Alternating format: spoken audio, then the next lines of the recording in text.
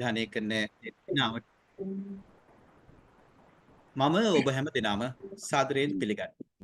මුරගල ප්‍රගතිශීලී දේශපාලන සහ ප්‍රතිපත්ති කේන්ද්‍රය ශ්‍රී ලංකාවේ සහ කලාපීය වශයෙන් වැදගත් කරුණු පිළිබඳ අධ්‍යයනය කරන පර්යේෂණ ආයතනයක්. මුලින්ම ඔබට විශේෂ දැනුම් දීම් කිහිපයක් තියෙනවා. අපේ මේ වෙබිනාවද ප්‍රධාන වශයෙන් අපි කරන්නේ සිංහල භාෂාවෙන් සංවාදය පවත්වන්නේ. නමුත් ඔබට අවශ්‍ය නම් සිංහල භාෂාව නොතේරෙනවා නම් ඉංග්‍රීසි භාෂාවෙන් සහ දෙමළ භාෂාවෙන් පරිවර්තන අවස්ථාව අපි ලබා දීලා තිබෙනවා. මෙහි පහළ අපේ පහළ කොටසේ තියෙන zoom එකේ පහළටම ගියාම ඩොට් තුනක් තියෙනවා. ඒ ඩොට් තුන එබ්බුවාම අපිට ඉන්ටර්ප්‍රිටේෂන් කියන තැනට ගියාම එහි ඉංග්‍රීසි හෝ දෙමළ භාෂා පරිවර්තන ලබා ගන්න පුළුවන්. දෙමළ භාෂාව අද පරිවර්තනය කරන්නේ සෙල්වේන්ද්‍රන් ගෝකුලන් සහ ඉංග්‍රීසි භාෂා පරිවර්තනය බොයත ගෙන එන්නේ සභාපති සිවගුරුනාදෙන්. අපි මුලින් කියලා තිබුණේ නැහැ ඇත්තටම ඉංග්‍රීසි භාෂාවෙන් පරිවර්තනයක් ලබා දෙන බවක් අපි මුලින් දැනුම් දීමේදී. නමුත් දැන් අපිට හැකි වෙලා තියෙනවා ඉංග්‍රීසි භාෂාවෙන්ොත් පරිවර්තනයක් ලබා දෙන්න. ඉතින් මම මුලින්ම පිළිගන්නවා අද සංවාදයේ සම්පත් දායකින් වන ආචාර්ය කලන සේනාරත්න, මානව හිමිකම් නීතිවේදී හිජාස් හිස්බුල්ලා, මානව හිමිකම් ක්‍රියාකාරිණී ශ්‍රීන් සරෝර්, සමාජ ක්‍රියාකාරිණී පියුමි වත්තුහෙවා සහ දේශපාලන විශ්ලේෂක ආචාර්ය දයන් ජයතිලක. ඔබ දන්නවා ඔක්තෝබර් 7 වෙනිදා පලස්තීන හමාස් සංවිධානය ඊශ්‍රායලයට අනපේක්ෂිත දැවැන්ත ප්‍රහාරයක් එල්ල කිරීමත් සමගම ඊශ්‍රායලය ආරම්භ කළ ඉතාමත්ම අමානුෂික ප්‍රහාරවලින්, මම හිතන්නේ අමානුෂික කියන වචනයත් ප්‍රමාණවත් මදි මේක විග්‍රහ කරන්න, ලෝකේ මානව හිමිකම් ගරු කරන බොහෝ දෙනා මේක දැන් හඳුන්වන්නේ ජන සංහාරයක් විදියට. ඒ වගේ ප්‍රහාර වලින් මේ වෙනකොට 26000කට වැඩි පලස්තීන වැසියන් පිරිසක් ඝාතනය කරලා. ඒ අතරින් අති බහුතරය කුඩා දරුවන් සහ කාන්තාවන්. ගාසා තීරය අද එහෙම පිටින්ම අමුසොහනක් බවට පත් වෙලා කිව්වොත් මම හිතන්නේ වැරදි නැහැ. මේ දැවැන්ත ප්‍රහාරයේ කුරිරු බව කොතරම්ද කියනවා නම් අල් ජසීරා රූපවාහිනිය අද ඉදිරිපත් කරපු වාර්තාවකට අනුව සිවිල් ඇඳුමින් සැරසුන ඊශ්‍රායල සොල්දාදුවන් පිරිසක් ගාසා තීරයේ රෝහලක ප්‍රතිකාර ලබමින් හිටපු පලස්තීන වැසියන් 3 දෙනෙක් රෝහලෙදිම ඝාතනය කරපු බවත් අනාවරණය වෙලා තියෙනවා. මේවා දැවැන්ත යුද අපරාධ බව මම හිතන්නේ තවත් කිව යුතු නැහැ. මේ අතරේ අපි දැක්කා දකුණු අප්‍රිකාව ඊශ්‍රායලය ජාත්‍යන්තර අධිකරණයට රැගෙන යනවා. මේකත් එක්තරා විදියක ජාත්‍යන්තර බලය තුලනේ අලුත් පෙළ ගැස්මක්. මොකද මෙතෙක් අපි දැකලා තිබුණේ බලවත් රටවල් දුර්වල රටවල්ට විරුද්ධව ජාත්‍යන්තර අධිකරණයට යාම. මෙතෙන් සිද්ධ වුණේ ඒකේ අනෙක් පැත්ත. ඒ අතරම ලංකාවේ සිද්ධ වෙමින් තියෙන්නේ මොකක්ද? අපි මිතුරු රාජ්‍යයක මිතුරු වැසියන්ට එරෙහිව මේ වගේ දැවැන්ත ව්‍යසනයක් සිද්ධ වෙමින් තියෙන මොහොතක ඇත්තටම අපේ රටේ අපිට දකින්න තියෙන ප්‍රතිචාරය මොකක්ද? ධන කුවේරයන් 5 දෙනෙක් සබ්මැරීනයක නැගලා ටයිටැනික් බලන්න ගිහින් අතුරුදහන් වුණාම කඳුළු පෙරාගෙන ශෝක වුණු ලංකාවේ අපි මේ මහා ජන සංහාරය ගැන මෙහිම මුනිවත රකින්නේ ඇයි? මොකද මේකට හේතුව? ගාසා තීරයේ ජන සංහාරය ගැන ලංකාවේ එහෙම අద్භූත නිශ්චලත්වයක් සහ එහෙම නැත්නම් කන් බිහිරි කරන නිහඬ බවක් පළවෙදි තමයි දකුණු අප්‍රිකාව ඊශ්‍රායලය ජාත්‍යන්තර අධිකරණය ඉදිරියට රැගෙන ගියේ. මම හිතන්නේ මේ ගැන වඩාත් හොඳින් ඔබට විස්තර කරන්න මම දැන් ආරාධනා කරනවා ආචාර්ය කලන සේනාරත්නට. මම පොඩ්ඩක් කලන සේනාරත්න ආචාර්ය කලන හඳුන්වා දෙන්නම්. ආචාර්ය කලන සේනාරත්න පේරාදෙණිය විශ්වවිද්‍යාලයේ නීති අංශයේ ජ්‍යෙෂ්ඨ කතිකාචාර්යවරයෙක්. ලන්ඩන් විශ්වවිද්‍යාලයෙන් LLB සහ LLM උපාධි ලබා ඇති අතර හොංකොං විශ්වවිද්‍යාලයෙන් ජාත්‍යන්තර නීතිය පිළිබඳව ආචාර්ය උපාධියත් ඔහු ලබාගෙන තිබෙනවා. ඔහු 2021 දී Internal Self-Determination in International Law, History, Theory and Practice ජාත්‍යන්තර නීතිය තුළ අභ්‍යන්තර ස්වයං නිර්ණය ඉතිහාසය න්‍යාය සහ භාවිතය කියන පොතේ කතුවරයා. ආචාර්ය සේනාරත්න පේරාදෙණිය විශ්වවිද්‍යාලයේ ජ්‍යෙෂ්ඨ කතිකාචාර්යවරයෙක්. මම ආචාර්ය කලන සේනාරත්නට යොමු වෙන්න කලින් ඒ වගේ පොඩි හැඳින්වීමක් කරන්නම්. ඔබ හැම දිනාටම අපේ කතිකයන් සම්පත්දායකයන් හැම දිනාටම අපි ඉල්ලා සිටිනවා විනාඩි 12කින් පමණ නැත්නම් මැක්සිමම් උපරිම විනාඩි 15කින් වගේ ඔබේ අදහස් ඉදිරිපත් කරන්න කියලා. ඉන් අනතුරුව ඔබ හැමදෙනාම අදහස් ඉදිරිපත් කරාට පස්සේ ඔබ අදහස් ඉදිරිපත් කරන අතරේ මමත් ප්‍රශ්නයක් තියෙනවා නම් ප්‍රශ්නයක් මතු කරන්නම්. ඊට පස්සේ අපි අපිත් එක්ක එකතු වෙලා ඉන්න පිරිසට ආරාධනා කරනවා ඔබේ අදහස් සහ ප්‍රශ්න රැගෙන සංවාදයට එකතු වෙන්නයි කියලා. ආචාර්ය කලන ඔබටයි දැන් මේ ආරාධනය. සරෝජ් බොහොම ස්තුතියි මම ඇහෙනවා නේද? ඇහෙනවා. හරි. ඒ හඳුන්වා දීමට බොහොම ස්තුතියි සරෝජ්. ඒ වගේම හරින්දටත් රජිනත් මම ස්තුතිවන්ත වෙනවා මේ ආරාධනාව සම්බන්ධයෙන්. ඒ වගේම විශේෂයෙන් කිය යුතු දෙයක් තමයි මේ විද්වත් මඩුල්ල සමග මේ සාකච්ඡාව කිරීම ලැබීම ඇත්තටම ලොකු භාගයක් කොට සලකනවා. මම ඉතාම අගය කරන කිහිප දෙනෙක් තමයි අද මඩුල්ලේ සිටින්නේ. ඒ නිසා මේක ලොකු භාගයක් කොට මම සලකනවා. මම ඉතා කෙටියෙන් මේ දකුණු අප්‍රිකාව විසින් මේ දවස්වල කරමින් සිටින මේ දකුණු අප්‍රිකාව ගොනු කර ඇති නඩුව සම්බන්ධයෙන් ඉතා කෙටියෙන් පොඩි හැඳින්වීමක් සහ එහි නීතිමය කාරණා සහ ඊට වැඩිය මම හිතන්නේ මේ දේශපාලනික පැත්ත ගැන පොඩි විග්‍රහයක් කරන්න බලාපොරොත්තු වෙන්නේ විනාඩි 12ක 15ක වගේ කාලයක් තුල. දෙසැම්බර් මාසයේ මොකද වුනේ? දෙසැම්බර් මාසයේ අන්තර්ජාතික අධිකරණයට දකුණු අප්‍රිකාව පැමිණෙනවා. දැන් අන්තර්ජාතික අධිකරණ සම්බන්ධයෙන් ඉතා කෙටියෙන් කිව්වොත් මේක එක්සත් ජාතීන්ගේ සංවිධානයේ ප්‍රධානතම අධිකරණයයි. මේක අන්තර්ජාතික යුද අධිකරණය සමග මම හිතන්නේ පටලවා ගන්න හොඳ නෑ. මොකද අපි සමහරවිට දකිනවා උදාහරණයක් ලෙස සිංහල පුවත්පත්වලත් මේ අන්තර්ජාතික යුද අධිකරණයේ විසින් තීන්දුවක් ලබා දී තිබෙනවා කියලා ළඟදී පළවෙලා තිබුණා. ඒක වැරදි. මේක අන්තර්ජාතික අධිකරණය එක්සත් ජාතීන් සංවිධානයේ ප්‍රධාන අධිකරණය ශ්‍රී ලංකාවේ ජස්ටිස් වීර මන්ත්‍රී මෙහි විනිසුරුවරයෙක් වශයෙන් කටයුතු කරා අවුරුදු ගණනාවක් 1990 වගේ සිට. ඉතින් දකුණු අප්‍රිකාව මෙහි නඩුවක් ගොනු කරා ඊශ්‍රායලට විරුද්ධව මේ ගාසා තීරයේ සිදුවෙන මේ අමානුෂික යුද මෙහෙයුම සම්බන්ධයෙන්.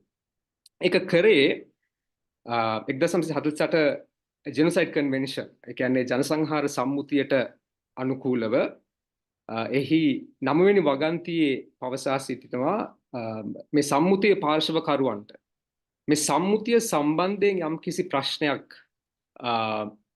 හටගත් අවස්ථාවේදී ඒ ප්‍රශ්නේ निराකරණය කර ගැනීමට යා හැකි අධිකරණය තමයි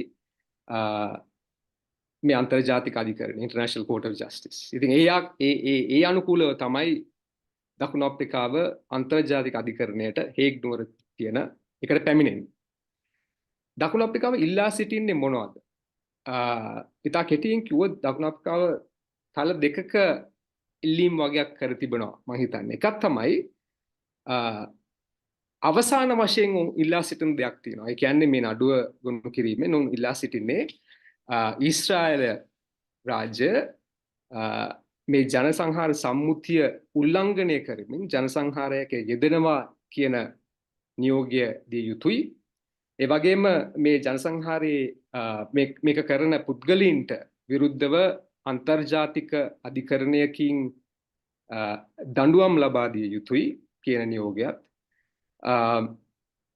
පලස්තීන වින්දිතයන්ට වන්දි මුදල් ලබා දිය යුතුයි කියන නියෝගයත් ඒ වගේම මේ ජනසංහාරය හෝ සංහාර නැවත සිදු නොවන්නට වග බලාගත යුතුයි කියන ඒ නියෝගයත් අවසාන වශයෙන් දිය යුතුයි කියන අදහසෙන් තමයි දකුණු අප්‍රිකාව මේ නඩුව ගොනු කරන්නේ. නමුත් දැන් ඒකට කාලයක් යන නිසා ඒ වගේම ඊශ්‍රායල විසින් මේ යුද මෙහෙයුම දිගින් දිගටම කරමින් සිටින නිසා ඔවුන් දකුණු අප්‍රිකාව ඉල්ලා සිටියා අතුරු නියෝගයක්. අතුරු නියෝග කිහිපයක්. ප්‍රධාන වශයෙන් ඔවුන් ඉල්ලා සිට එකක් තමයි පළවෙනි අතුරු නියෝගය තමයි වහා සටන් විරාමයක් අවශ්‍ය වන බව. ඒ වගේම ඔවුන් ඉල්ලා සිටියා මේ ජනසංහාර වීම වැළැක්වීමට සියලු ක්‍රියාමාර්ගයන් ඊශ්‍රායල් රජය විසින් වහාම ගත යුතුයි.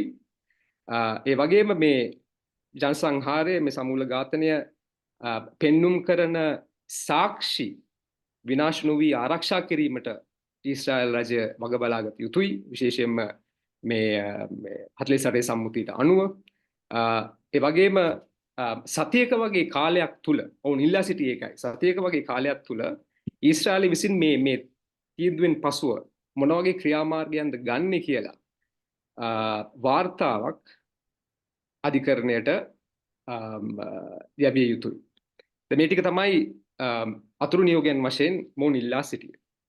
ඊශ්‍රායල මොකද්ද කිව්වේ? ඊශ්‍රායලයේ පිළිතුරු මොකද්ද මේ සම්බන්ධ? ඊශ්‍රායලය ඇත්තටම කාරණා කිහිපයක් වටා තමයි ඔවුන්ගේ පිළිතුර හැදුවේ. ඒ කියන්නේ එකක් තමයි සාමාන්‍ය ඕනෑම රාජ්‍යයක් කරනවා වගේ ඔවුන් කියා සිටියා මේ නඩුව අහන්න විභාග කරන්න අන්තර්ජාතික අධිකරණයට බලයක් නැහැ කියලා. නමුත් ඊට එහායින් ගිහිල්ලා ඔවුන් කාරණා දෙකක් ඉස්මතු කරා. එකක් තමයි මේ ජනසංහාරය ඔප්පු කිරීමට අවශ්‍ය වෙන ඒ චේතනාව specific intent ඒ සුවිශේෂී වූ චේතනාව මේ අවස්ථාවේදී කිසිලෙසකින්වත් පෙන්눔 කරන්නේ නැහැ කියලා. ඊශ්‍රායලයේ ක්‍රියාකාරකම් වලින් පෙන්눔 කරන්නේ නැහැ කියන එක. ඒ වගේම වුන් කියා සිටින දෙයක් තමයි පුනා මේ සිදුවීමින් පවතින්නේ ඔක්තෝබර් 7 වෙනිදා හමාස් විසින් මිදියත් කරපු ප්‍රහාරයට ඊශ්‍රායලය ආත්මාරක්ෂාව සඳහා ගන්නා ක්‍රියාමාර්ගයක් මිස මේක මේ පලස්තීනුන්ව මේ ජනසංහාර ලක් කිරීමට කිසිලෙසකින්වත් මේන් සිදු කරන්නේ නැහැ කියන අදහස තමයි ඊශ්‍රායලය පෙන්눔 කරන්නේ. අන්තර්ජාතික අධිකරණය 17 දෙනෙකුගෙන් සමන් විනිසුරුවරුන්ගෙන් සමන්විත අධිකරණයක් මේ නඩුව ඇසුවා. ඔවුන් අතුරු නියෝග මේ ළඟදී දවස් කිහිපයකට පෙර අතුරු නියෝග දුන්නා. ඒ වගේම ඒ majority opinion එක අමතරව මිනිසුරුන් කිහිප දෙනෙකු වෙනම declarations ඒ කියන්නේ තමන් ඇයි මේ බහුතර මතයත් එක්ක එකග වෙන්නේ හෝ එකග නොවෙන්නේ කියන ඒ පෞද්ගලික වූ අදහස් තියෙන declarations 5 දෙනෙක් පමණ මේ නඩුවට නඩු තීන්දුවට එමුණුවා. මොකද්ද අධිකරණය කිව්ව? අධිකරණය කිව්ව දේ තමයි විශේෂයෙන්ම කිව්වේ මේ ජනසංහාරයක් ලෙස සැලකිය හැකි ඕනෑම ක්‍රියාවක් වැළැක්වීමට ඊශ්‍රායලය වහාම කටයුතු කළ යුතුයි කියලා. ඒ වගේම කෙටියෙන් කිව්වොත් දකුණු අප්‍රිකාව විසින් ඉල්ලා සිටපු අනෙකුත් සියලුම නියෝග පහේ ඔවුන් ලබා දුන්නා. විශේෂයෙන්ම කිව යුතු දෙයක් තමයි ඊශ්‍රායලය විසින් පත් කරනු ලැබූ විනිසුරුවරු පවා එකඟ වුණු නියෝග දෙකක් තියෙනවා. ඒ එකක් තමයි ගාසා තීරයේ ජනසංහාරයක් කිරීමට පෙළඹවීමක් ලෙස සැලකිය හැකි ඕනෑම ප්‍රසිද්ධ ප්‍රකාශයක් වැළැක්වීමට ඊශ්‍රායලය කටයුතු කළ යුතුයි කියන නියෝගයට ඒ ඊශ්‍රායල ජාතික විනිසුරුවරු ජජ් බැරක් එකග වුණා. ඒ වගේම ඔහු එකග වුණ තව කාරණයක් තමයි මේ මානුෂීය ප්‍රවේශය සහතික කිරීමට වහාම පියවර ගත යුතුයි කියන humanitarian assistance access දිය යුතුයි කියන කාරණාවටත් ඔහු එකඟ වුණා. ඒ නිසා 16යි 1ක් වශයෙන් ඉතා අධි බහුතරයකින් ඒ නියෝගය නිකුත් වුණා. ඒක තමයි සරල කිව්වොත් සිදු වුණේ. දැන් ධනාත්මක ලෙස ගත්තොත් මට කියන්න දෙන කරුණු කිහිපයක් තියෙනවා. ධනාත්මක කියලා මම එතන කියන්නේ මම මේ සම්බන්ධයෙන් අර මධ්‍යස්ථ පිළිවෙතක් අනුගමන කරන්නේ නැතුව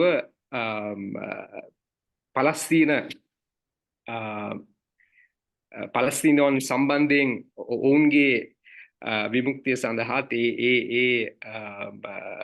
ඔවුන්ට මේ වෙන විපත සම්බන්ධයෙන් ඔවුන් සමග සිට ගැනීමේ අදහසින් තමයි මම කියන්නේ මේක ධනාත්මක ස්වරූපයක් ගන්නා ෆැක්ටර්ස් කිහිපයක් තියෙනවා කියලා. ඒකත් තමයි මේ නඩු තීන්දුව මේ අතුරු නියෝගය ඉතා සුවිශේෂී තීන්දුවක්. ඒක සුවිශේෂී වෙන්නේ මුළු ලෝකයේම වාගේ බලන් සිටින අවස්ථාවකදී.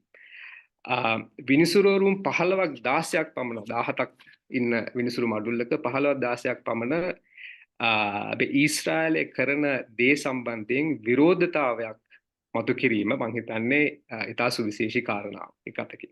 ඒ වගේම මේ නියෝගය එක්තරා විදිහකට ලස්සන වෙන්නේ මේකේ ප්‍රෙසිඩන්ට් වශයෙන් ICJ එකේ ප්‍රෙසිඩන්ට් වශයෙන් ප්‍රධාන විනිසුරු වශයෙන් කටයුතු කරන්නේ ඇමරිකන් ජාතික ජජ් ජෝන් ඩොනහු කියන විනිසුරුවරිය. ඇය ඇත්තටම මීට පෙර ස්ටේට් ඩිපාර්ට්මන්ට් එකේ ඇමරිකන් රාජ්‍ය නියෝජනය කරපු කාන්තාවක්. ඉතින් ඒ නිසා එතනත් මම හිතන්නේ තීන්දුව සුවිශේෂී වෙන්න තව හේතුවක් තිබුණා.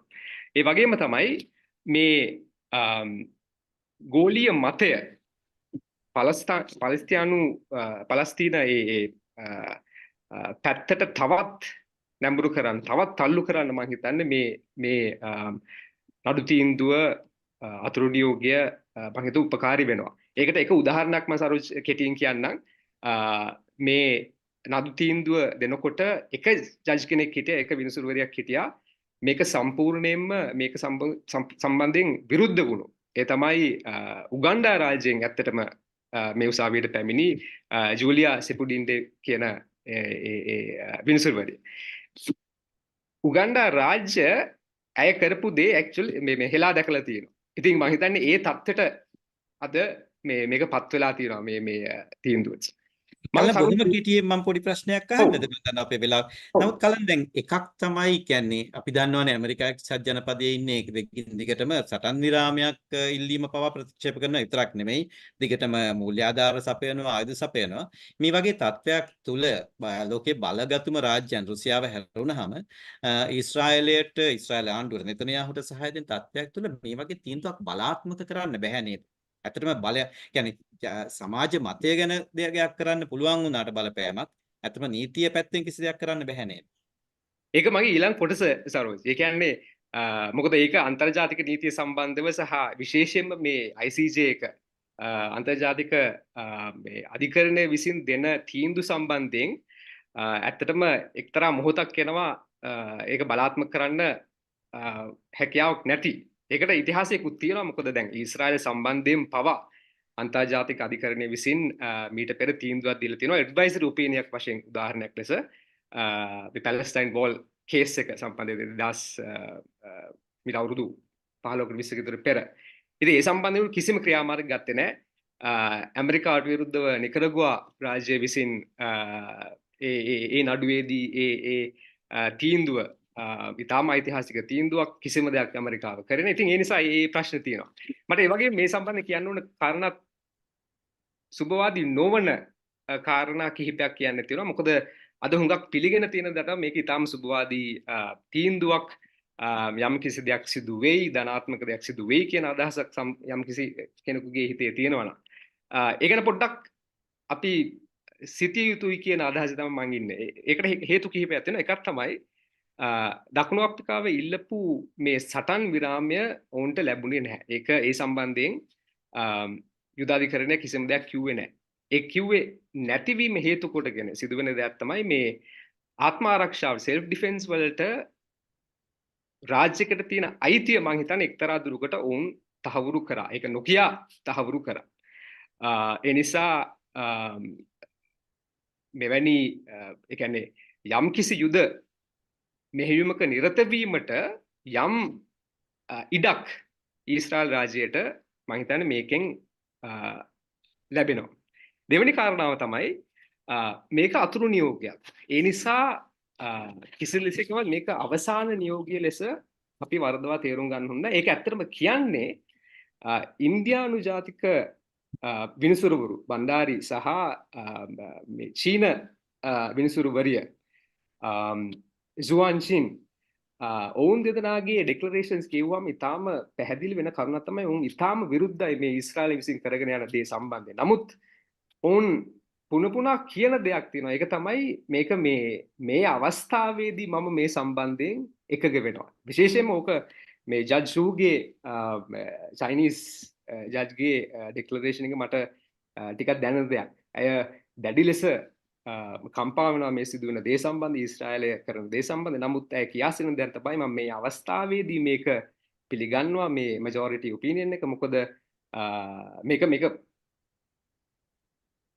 අතුරු නියෝගයක් පමණයි කියන කාරණාව ඇය කියා සිටිනවා. තුන්වෙනි කාරණාව ජනසංහාරයක් සිදු කිරීමට තරම් ඔවුන්ට මේ ඊශ්‍රායලයට එවැනි චේතනාවක් තියනවද කියන ප්‍රශ්නය මතු කරනවා මේ majority opinion එකේ මේ ඉන්න එක විනිසුරුවරයෙක්.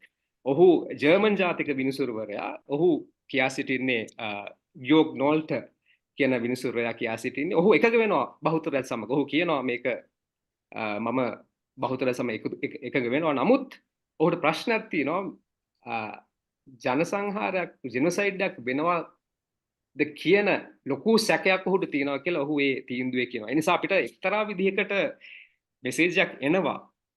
මේ අවස්ථාවේදී මොවුන් මේක මෙහෙම කිව්වට පසුව අවසාන මෙරිට් ස්ටේජ් එකට ගිහිල්ලා මේ අවසාන තීන්දුව දීමේදී මොවුන් මොන වගේ තීරණයකට එයිද කියන එක මම හිතන්නේ යම්කිසි සැකයක් මතුවෙනවා. අපි ඒක මොකද්ද වෙන්නේ කියලා බලන්න ඕනේ. ඒ වගේම තමයි තව කාරණාවක් තියෙන්නේ මෙතන අපිට මේ ඊශ්‍රායල් පලස්තීන ප්‍රශ්නය හොඳට අඳුනා ගැනීමට මේ අඳුනා ගැනීම ලේසි නැහැ. මොකද මේ නඩුව වැටෙන්නේ එක්තරා සම්මුතියක් හා බැඳුණු කාරණා සම්බන්ධයෙන්.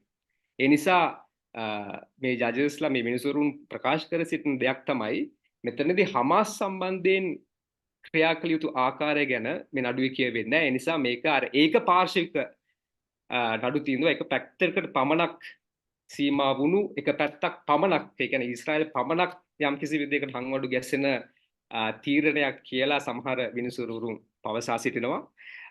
ඒ වගේම මේක ජෙනොසයිඩ් කන්වෙන්ෂන් සම්බන්ධයෙන් පමණයි මේක කතා වෙන්නේ. ඒ නිසා මේ පුළුල් ලෙස අපිට මේ ප්‍රශ්නය निराකරන අදහසක් ලබා ගැනීමට මේකෙන් හැකියාවක් ලැබෙන්නේ නැහැ කියන එක ඒ මිනිසුරුන් කියා සිටිනවා. ඉතින් ඕක තමයි කතාව සරෝජ්. අවසාන වශයෙන් මම කියා සිටින්නේ දැන් මේකෙන් සිදු වෙලා තියෙන දෙයක් තමයි අපි මේ වගේ දෙයක් සම්බන්ධව කොහොමද හිතන්නේ ශ්‍රී ලංකාවේ අපි පුරවැසියන් වශයෙන් මොකද්ද මේ ගැන හිතන්නේ? ඒ වගේ ප්‍රශ්න මතුවලා තියෙනවා.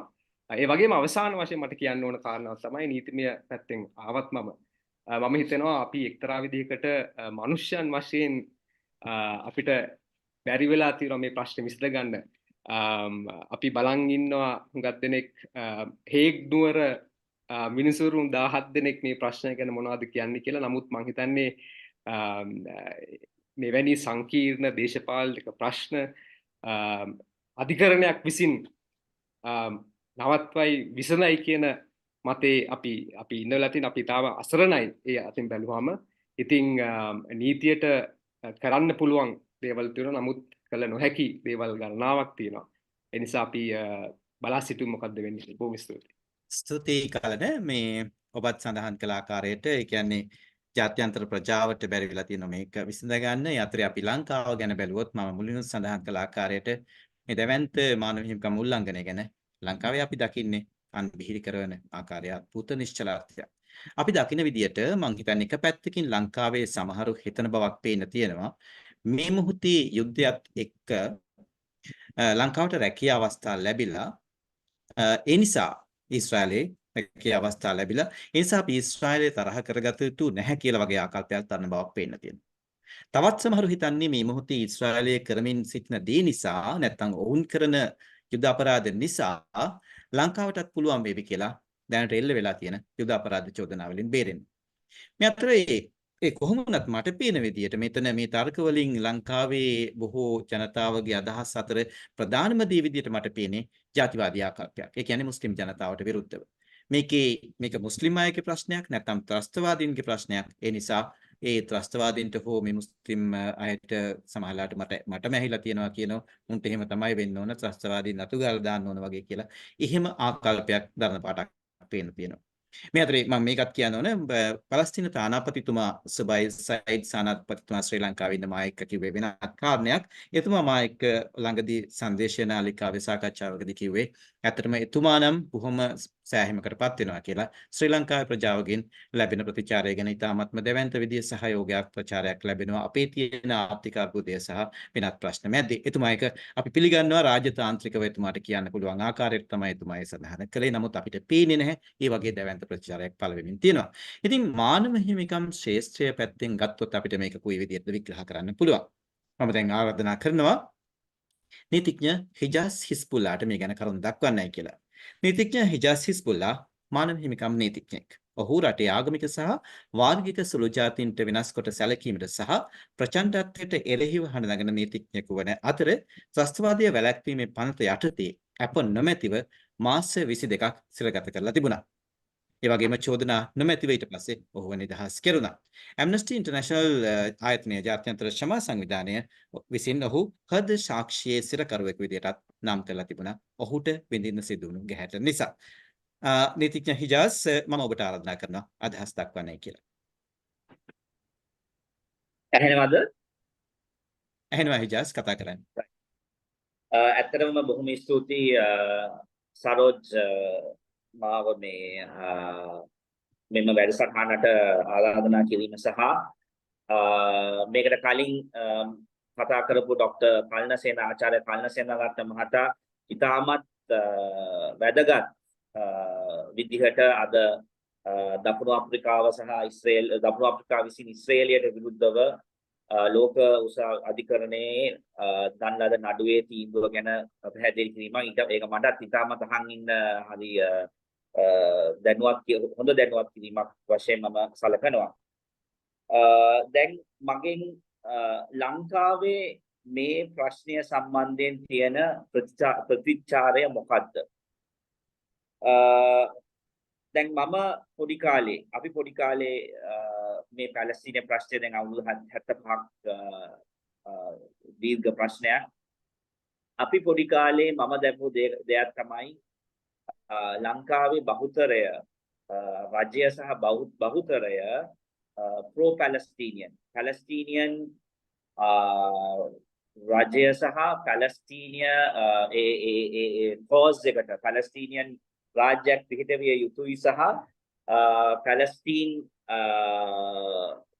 පැලස්තීනියන්ගේ ප්‍රශ්නයට විසඳුමක් ලබා ගැනීම සඳහා හොඳ සහයෝගයක් සහ හොඳ පැහැදිලි ධනාත්මක ප්‍රතිචාරයක් තිබුණා.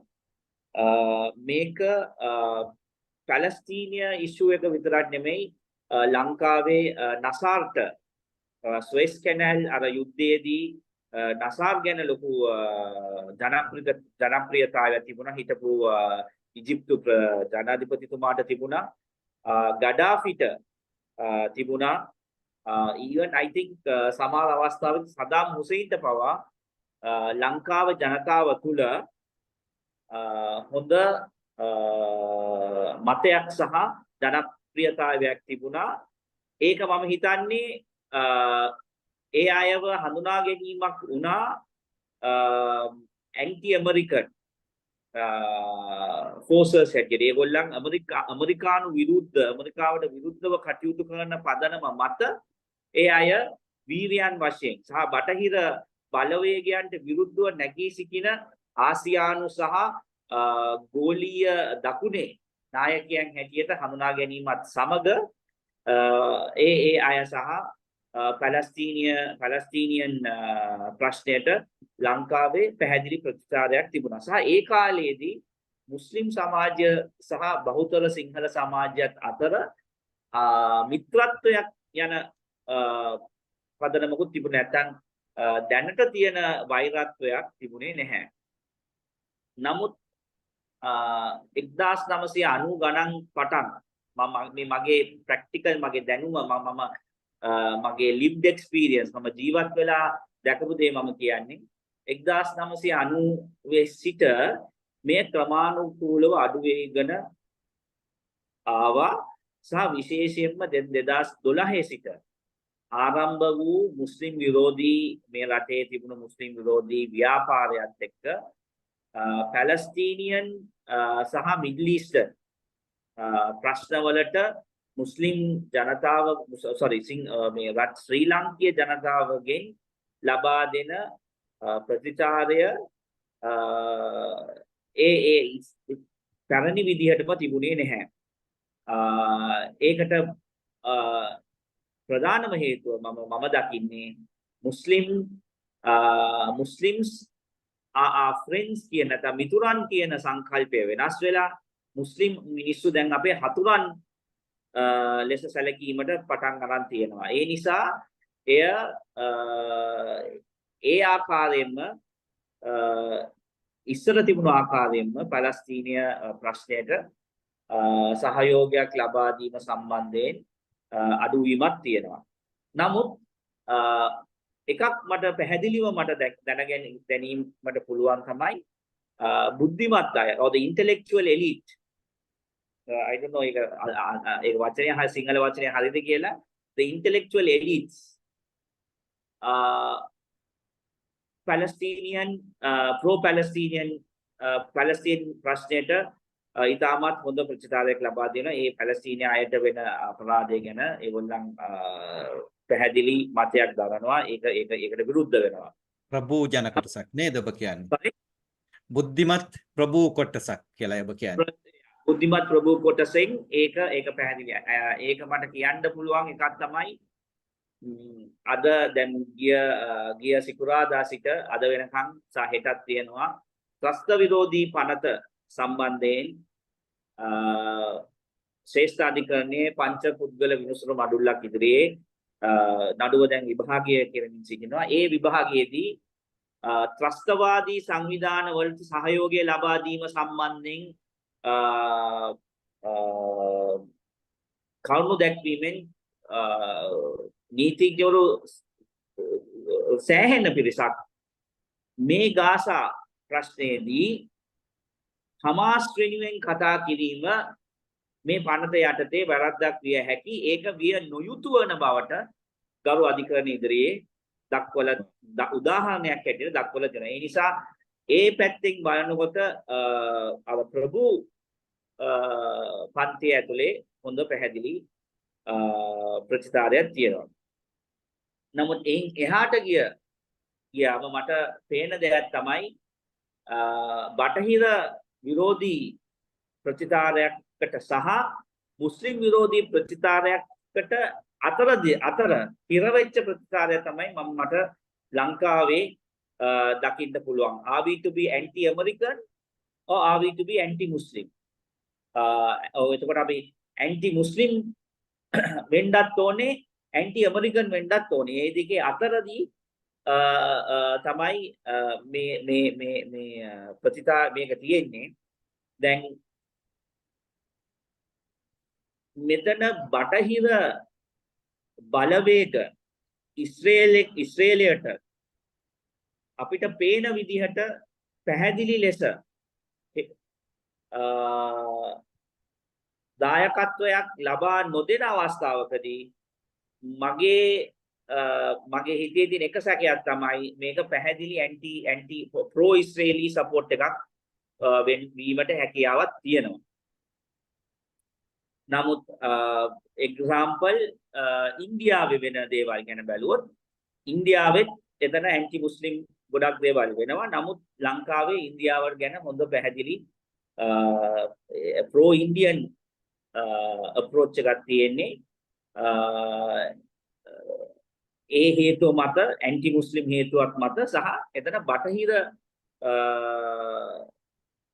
මේ සම්බන්ධතාවයක් ඉතාමත් අඩු වෙන නිසා. නමුත් ඉස්රේල් ප්‍රශ්නයේදී ඉස්රේලියේදී බටහිර involvement එක සහ the western support of the western powers western බටහිර බලවේගවල සහයෝගය තියෙන නිසා දැන් අපිට මේකට මොකද්ද කරන්න කියන මොන වගේ ප්‍රතිචාරයක් ලබා දෙනවද කියන ගැන දැන් දෙක අතර තියෙන හිර වෙච්ච උත්තරයක් තමයි ප්‍රතිචාරය තමයි ලාංකික සමාජයෙන් දැක ගැනීමට හැකියාවක් තියෙන්නේ. දැන් මේ ඇත්තටම මේක ප්‍රශ්න සහගතයි. විශේෂයෙන්ම මුස්ලිම් සමාජයටත් ශ්‍රී ලාංකීය සමාජයේ බහුතරයටත් මේක ප්‍රශ්න සහගතයි. එකක් තමයි මේ ප්‍රශ්නේ මේ අන්දමින් බැලීම ඉතාමත් පටු දෙයක්. ඇත්තටම පැලස් ඕනෑම ගෝලීය ප්‍රශ්නයක් ගැන බලද්දී මේ වගේ ජාතිවාදී විදියට සහ local politics ඕසේ බැලීම ඉතාමත් ගැටලු සාගත ප්‍රශ්නයක් වෙනවා. විශේෂයෙන්ම අපි දැක්කොත් ඉන්දියාවත් එක්ක ගනුදෙනු වලට අපි ශ්‍රී ලංකාව බලුවොත් අපි ද්‍රවිඩ ජනතාවත් එක්ක තියෙන සම්බන්ධතාව තුලින් ඒක බලන එක සමහර විට ඒවට මේකට කලින් ගැටලුවක් වීමක් සහ විය හැක්කේද විය තිබුණාද කියන පොඩි සැකයක් තියෙනවා. ඒ අනුව මේ අපේ රටේ තියෙන ඉන්ටර්නල් issues පදනම් කරගෙන ඉන්ටර්නැෂනල් issues වලට උත්තර ලබා දීම සහ ඒවට ප්‍රතිකාර ලබා දීම සමහර විට ඉන්ටර්නැෂනල් issues වල අන්තර්ජාතික ප්‍රශ්න වලට උත්තර ලබා දීම සම්බන්ධයෙන් නිවැරදි උත්තරයක් ලබා දීම සම්බන්ධයෙන් ගැටලු සාගත තත්ත්වයක් ඇති විය හැකියි. අනිත් පැත්තට බැලුවොත් මුස්ලිම් සමාජයේ පැත්තෙන් බැලුවොත් අපි හැම වෙලේම Arabs වලට නැත්නම් අරාබි ජාතිකයන් එක්ක එකතු වෙලා හඳුනා ගැනීමක් ගැන තමයි මේකෙන් පෙන්නන්නේ. නමුත් අපි අරාබි ජාතිකයන් නෙමෙයි. අපි of course අරාබි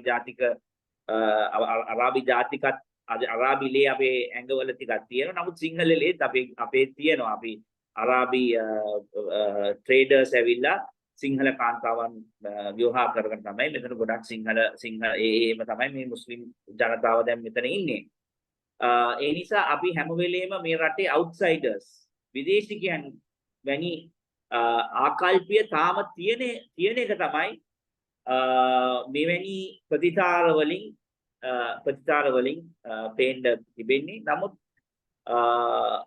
මට personally පෞද්ගලිකව කියන්න පුළුවන් මම හිතුවට තරම් හොඳ positive ප්‍රතිචාරයක් තමයි අපිට බලා ගැනීමට හැකි වෙලා තියෙන්නේ. මම හිතුවා දැන් මෙච්චර කල් මුස්ලිම් විරෝධී ව්‍යාපාරවල කටයුතු නිසා මේ අවස්ථාවේදී ඉතාමත් ඉස්රේල් පැත්තට ලොකු සහයෝගයක් අපිට බලා ගන්න පුළුවන් වේවි කියන එක මම හිතුවා. විශේෂයෙන්ම අපි කියන්න ඕනේ මේ යුද්ධය ආරම්භ වෙච්ච අවස්ථාවේදී මම හිතන්නේ පළවෙනි හෝ දෙවෙනි විරෝධ නැත්නම් සහයෝගය දැක්වීමේ වැඩසටහනක් තිබුණා. ඒක ප්‍රෝ ඉස්රේල් වෙනුවෙන් UN කම්පවුන්ඩ් එකේ ඉදිරියේ පිරිසක් රැස් වුණා. නමුත් අනතුරුව දිගටම පැලස්තීනියට සහයෝගය ලබා දීමෙන් ජනතාව එක් වෙලා තියෙනවා. ඒකට ඒක තව හේතුවක් වෙන්න පුළුවන්. දැන් ඉස්රේල් කරන දේවල් කාටත් අනුමත නොකරන මට්ටමකට ගිය නිසා වෙන්නත් පුළුවන්.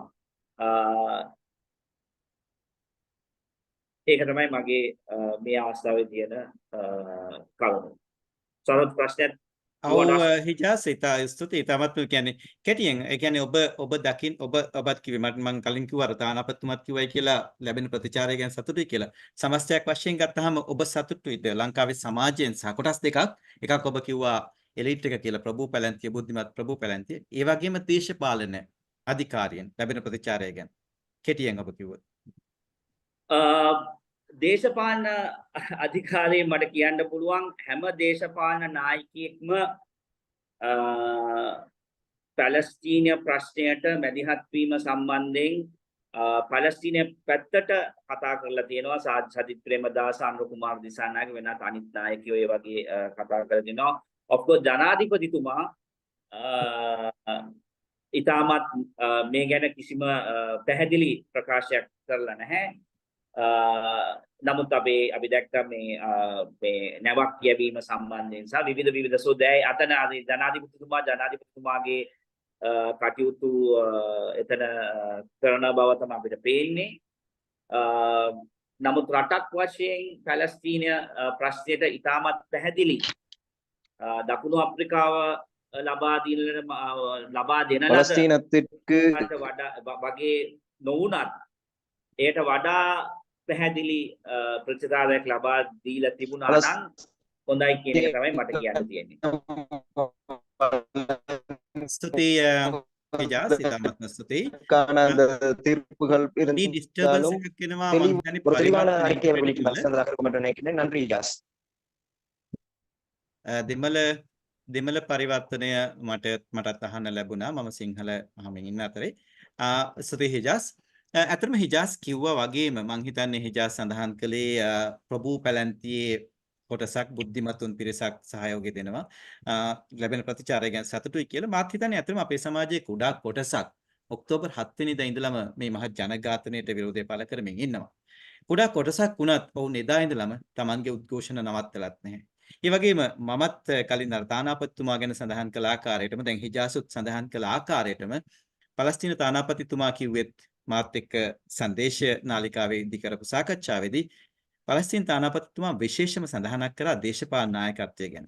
ඔහු විශේෂයෙන්ම සඳහන් කරා මහින්ද රාජපක්ෂ හිටපු ජනාධිපතිවරයා ගැන. තමන්ගේ එදත් අදත් සමීප මිතුරෙක් තමන්ට උදව් කළා තියෙනවා කියලා කිව්වා. ඒ වගේම ඔහු මෛත්‍රීපාල සිරිසේන හිටපු ජනාධිපතිවරයා ගැන කිව්වා. අනුර කුමාර දිසානායක මන්ත්‍රීවරයා වගේම විපක්ෂ නායක සජිත් ප්‍රේමදාස ගැනත් සඳහන් කළා. උන් අපේ මිතුරන් කියලා. හැබැයි Hejaazුත් දැන් සඳහන් කළ ආකාරයටම විශේෂිත පුද්ගලයන් දෙන්නෙක් ගැන තානාපතිතුමා සඳහන් කළෙත් නැහැ. එක්කෙනෙක් රනිල් වික්‍රමසිංහ ජනාධිපතිවරයා. දෙවැන්න තමයි හිටපු ජනාධිපති ගෝඨාභය රාජපක්ෂ. ඒකෙත් එතනත් කිසියම් ආකාරයක දෙයක් කියවෙනවා කියලා මම විශ්වාස කරනවා. ඉතින් දැන් අර අපි කිව්වා වගේ එදා මෙදා තුර පලස්තීන ජනතාව වෙනුවෙන් පෙනී සිටිමින් ඔවුන් වෙනුවෙන් ඔවුන්ට සාධාරණය පතමින් සටන් කරන කොටසට නායකත්වය දෙන එක චරිතයක් තමයි ශ්‍රීන් සරෝර්. ශ්‍රීන් අබ්දුල් සරෝර් සාමය සහ කාන්තා අයිතිවාසිකම් පිළිබඳ ක්‍රියාකාරණයක් 1990 දී ඇයව මන්නාරමේ පිහිටියාගේ නිවසින් බලහත්කාරයෙන් ඉවත් කරලා සරණාගත කඳවුරක තිබ්බා. ඊට පස්සේ ශ්‍රී ලංකාවේ සිවිල් යුද්ධයේ ඛේදවාචක අත්විඳට පස්සේ ශ්‍රීන් සරෝර් සාමය සහ කාන්තා අයිතිවාසිකම් වෙනුවෙන් දිගින් දිගටම කටයුතු කරන්න පෙළඹුණා. 1999 දී ඇය කාන්තා සවි බල ගැන්වීම ප්‍රවර්ධනය කිරීම සඳහා මන්නාරම කාන්තා සංවර්ධන සම්මේලනය ආරම්භ කළා. අභ්‍යන්තරව අවතැන් වූ කාන්තාවන් වෙනුවෙන් පෙනී සිටීම උදෙසා ඇයට 2008 දී ජාත්‍යන්තර ගලවා ගැනීමේ කමිටුවේ කාන්තා සරණාගත කොමිසම විසින් ධෛර්ය හඬ සම්මානය පිරිනමනු ලැබුවා. 2011 දී ඇය එන්පීස් සාම සම්මානයෙන් පිදුම් ලැබුවා. 2017 දී ශ්‍රීන් සරෝර් මානව හිමිකම් සහ නීති ආධිපත්‍ය සඳහා ප්‍රංශ ජමානු ත්‍යාගයෙන් පිදුම් ලැබුවා. ඒ වසරේම ඇයට අශෝක ශිෂ්‍යත්වයක් පිරිනැමුණා. ශ්‍රීන් ඔබටයි දැන් මේ ආරාධනය.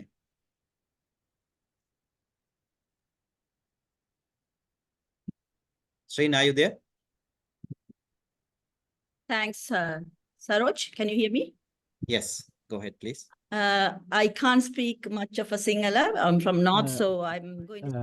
මට සිංහල විතරක් බෑ.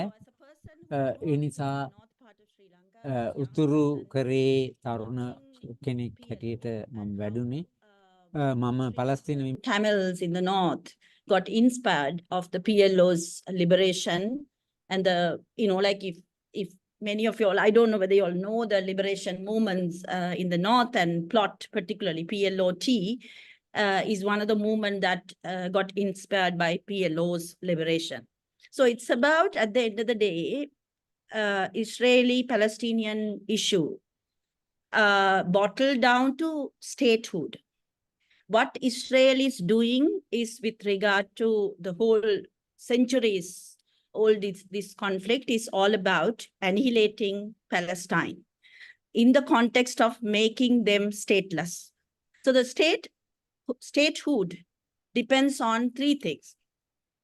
One is about territory, the other one is about population, the other one is about government. So what has happened since the British left the Palestinian territory and settled the Jewish people, the Israel has been trying to deny the Palestinian the statehood. So what we see right now, the displacement of 1.7 million people, 26,000 people dead. This is just now. It has been happening for a very long time. So many political prisoners in prison. More recently, journalists being killed. All these things that what we see, children being targeted. So one of the things that children being targeted and women being targeted and killed is also in a form of eradicating communities. So that's where the genocide starts. So in that context, growing up in the North, for many of us, because I was witness to 2009 Mulli Vaikal, and also I was growing up with the ethnic conflict in Sri Lanka, it is a repeat of things that happened in the North. I mean, I clearly remember when people talk about children being killed in Gaza, right? As we speak, so many children are killed. I remember I think somewhere in 2009, early 2009, when I went to Wavunia Hospital, there were 32 children's body lying up in the morgue. Right, so I shiver every time I look at Al Jazeera because this is a repeat of the events. So many of us who worked on these issues of displacement, even though I was chased out by LTTE, I've been working with the Tamil community because of their reasonable grievances that need to be tackled by all of us together. And that is what is all about at the end of the day, what is happening in Gaza and West Bank. We talk a lot about Gaza. In West Bank. There's systematic annihilation of Palestinian people as well, starting with the wall. Then with regard to my work on accountability, I really now wonder what we have done in the UN and with regard to accountability and what's going to happen. So Kalana talked about ICJ. So ICJ or the UN Human Rights Council or General Assembly can't have legally binding resolution. It can advise, it can bring in pressure, but they can't do anything legally. Only body that can do anything legally is UN Security Council, where time and time again, US has been vetoing. Not only US, it's UK, France, and all these countries have been for many years have been vetoing, particularly they are denying the statehood of Palestine.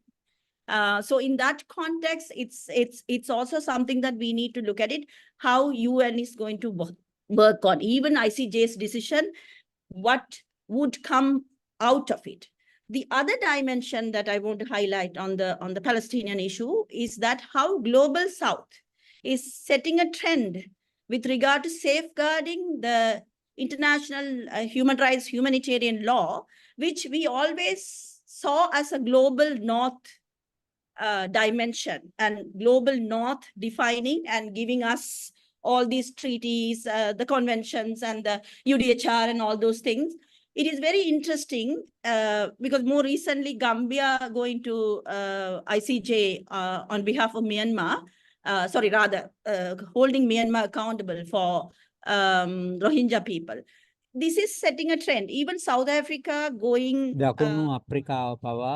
It's a good insight to people who have suffered genocide, how they are also reshaping the discussion at the human rights, the global North human rights terrain, right? So this is something that we need to understand. And oftentimes people talk to me and say that UN is not doing anything. And I witnessed this in this November when I went to Geneva. Over 100 people, UN staff members have been killed in Gaza. And the UN could only hoist its flag halfway, and nobody wants to talk about it. And I also know the High Commissioner visited, and there was an informal discussion, but it's an unusual thing that it's like a closed door, everybody have to register and all those things. And we also know that systematically West is cutting down funding to the UN. Now, one good example is the UN Relief Agency, UNRWA, is now being connected to Hamas, and they are calling it terrorist organization. Therefore, the West is cutting funding and making sure that the Palestinian people starve and die. Right? So this is the structure that we need to look at it, how the UN is constructed on what the whole Security Council, how the US has been vetoing, and these superpowers, what they are doing the imperialism, what they are doing about it. The other dimension I want to point it out, I want to point out here is what is my government doing. Now, as soon as the war started, you know how our president reacted to it, and our president and our government reaction is, let's send laborers to Israel to replace the Gazan who are running away, so that, like they will go and work in the farms in Israeli captured areas. Right? They were even thinking of sending 10,000 people. They forgot that when Hamas entered Israel, first casualty happened to be these contracted workers, mainly people from Thailand. Lots of them have been killed. They've been also captured. So they didn't care anything about the security of the people. Right? This is the government that is talking about national security and people being safeguarded, and they want to bring in anti-terror laws, very draconian anti-terror law pretty soon, but they wanted to send our workers as buffer in Israel, right? Then the other thing is the Red Sea issue. Very interestingly, President said he wants to send the ship, but when he went to Davos and then non-alliance movement, he shut his mouth for two reasons. One is also Sri Lankan port is now filled with lots of ships because we are earning a lot of money. So we are, President is very happy that there is money coming in because of the conflict there. So we are gaining out of that. And then the other thing is with regard to this year's resolution. March, there will be oral report, and then September, Sri Lankan resolution need to be extended. Right now, at the council, out of the 47, there are 18 OIC countries. So many of these countries are, all the OIC countries are pro-Palestine, and also there are global South countries like South Africa going to support a resolution, possible resolution. So it would be an interesting dimension. West supporting Sri Lankan resolution, US, Canada, UK. And we have to go and lobby the OIC 18 countries and plus the global South countries to help the Sri Lankan victims, particularly mothers of disappeared and the PTA prisoners' family members, the war crime that is committed, and the former LTT cadres who are being basically paralyzed and bedridden, all their accountability issues. We have to work with the West, particularly with America and UK and various countries who have compromised on Palestinian people's rights issue. But we have to work. We as civil society, have to work with them to get these much needed votes at the council. And we feel because of the double standard of these Western countries, we might lose Sri Lanka's accountability as well. So that's a huge task. And Ranil Wickremesinghe knows this. He's very calculative. So now he's a bit silent with regard to his support to Israel, primarily because he needs support to remove Sri Lanka from the Human Rights Council agenda by portraying himself as also somehow helping the Palestine and distancing himself from Israel, and to make sure that he gets the vote so that he remove Sri Lanka from the council means in September, October, November for the election. It's a good thing. So at the end of the day, what I'm trying to say is lots of victims, pain, agony, loss is compromised. And there is hypocrisy when it comes to Western imperialism. And many of us who are human rights activists have to rethink about our engagement. And I thank you very much for hosting this, because I haven't seen in my civil society circle, local and international, not having any single discussion with regard to Palestinian issue. So we talk about issues that are post-war, right? And still there is an active war going on, somewhat similar to what happened in Sri Lanka, and we are muted. Why? Because Zionist funding is all over.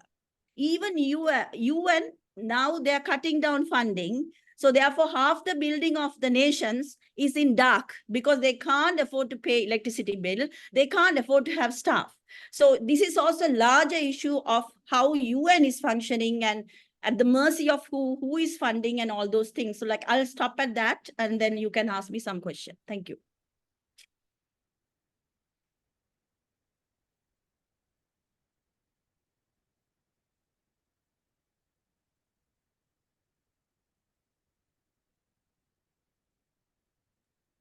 Saroj, I think you're muted. Right. Shreen, thank you very much. Sorry, I was muted. Thank you very much. As we are running out of time, I wouldn't go into questions. At the end of the all the presentations, we might come back to some Q&A session. මම අඳුන්වලා දෙන්නම් ඊළඟ සම්පත් දායකාව පියුමි වත්තුහේවා. මම විශේෂ ගැන හඳුන්වා දෙන්නම් ඉක්මනින්ම අපි කාල වේලාව ඉක්ුත් වෙමින් සිටින නිසා පියුමි වත්තුහේවා සිස්ටර්හුඩ් ඉනිෂියටිව් සංවිධානය නියෝජනය කරනවා. ඇය නීතිය සහ සංවර්ධන අධ්‍යයනය පිළිබඳ පසුබිමක් ඇති සමාජ ක්‍රියාකාරණයක්. 2022 දී අය ආසියානු පදනම වෙතින් සිවිල් සමාජය වෙත පිරිනමන ශිෂ්‍යත්වයක් ලද අතර ආසියාවේ සහ එක්සත් ජනපදයේ තරුණයින් 20 දෙනාගෙන් කෙනෙකු ලෙසත් ඇය තේරිපත් වුණා. පියුමි වත්තුහේවා අන්තරාගමික සංවාද, වෛරී කථනය, ඩිජිටල් ආරක්ෂාව සහ සබැඳී ස්ත්‍රී පුරුෂ සමාජභාවය මත පදනම් වූ ප්‍රචණ්ඩත්වය පිළිබඳ සැසී පැවැත්වීමේ පහසුකම් සපයන්නේක ලෙසත් කටයුතු කරනවා. පියුමි මේ ඔයාගේ ප්‍රසන්ටේෂන් එක කරන අතරේ මමත් එක ප්‍රශ්නයක් දැනටම මුලින්ම යොමු කරන්නම්. දැන් මේ වගේ දැන් අපේ මට කියන්න ඕනේ ඇත්තටම තරුණ කොටස් අතරින් ඔබ කිව්වා ස්ත්‍රී පුරුෂ සමාජභාවය මත පදනම් ප්‍රචණ්ඩත්වය පිළිබඳ සැසී පවත්වනවා කියලා. ඇත්තටම තරුණ කොටස් අතරින් මේ වගේ මේක ගැන විශේෂ ප්‍රතිචාරයක් නැත්නම් වේදනාවක් පළ නොවුනේ ඇයි? ඔබේ ඉදිරිපත් කිරීම අතරින්ම මම මේ ප්‍රශ්නෙත් යොමු කරේ ඒකත් එක්කම ගන්න කියලා. ඒක ඇත්තටම කිව්වොත් සරෝජ් හොඳ ප්‍රශ්නයක්. ඉස්සෙල්ලාම මම අහනවාද කියලා ෂුට්ටක් තහවුරු කරන්න.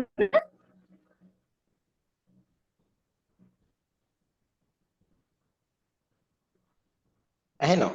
පොඩි මම හිතන්නේ පරිවර්තනයේ පොඩි තාක්ෂණික දෝෂයක් තියෙන බව පේනවා. හරි. මම දිගටම කරගෙන ගියාට කමක් නැද්ද? ඔයා ඉතාමත් වැදගත් ප්‍රශ්නයක් අහුවේ සරෝජ්. මම හිතන විදිහට නම් තරුණ ප්‍රජාව විසින් මේ පලස්තීනයේ ඇති වෙලා තියෙන ඛේදවාචක පිළිබඳ තමයි තරුණ ප්‍රජාව තමයි වැඩියෙන්ම ලොකු පන්නරයක් අරන් තියෙන්නේ. මොකද අපි බැලුවොත් විශේෂයෙන්ම කොළඹ ප්‍රදේශය තුල කළා තියෙන විරෝධතා ඇතුළත අපිට දැක ගන්න පුළුවන් තරුණ ප්‍රජාව සෑහෙන ප්‍රමාණයක්.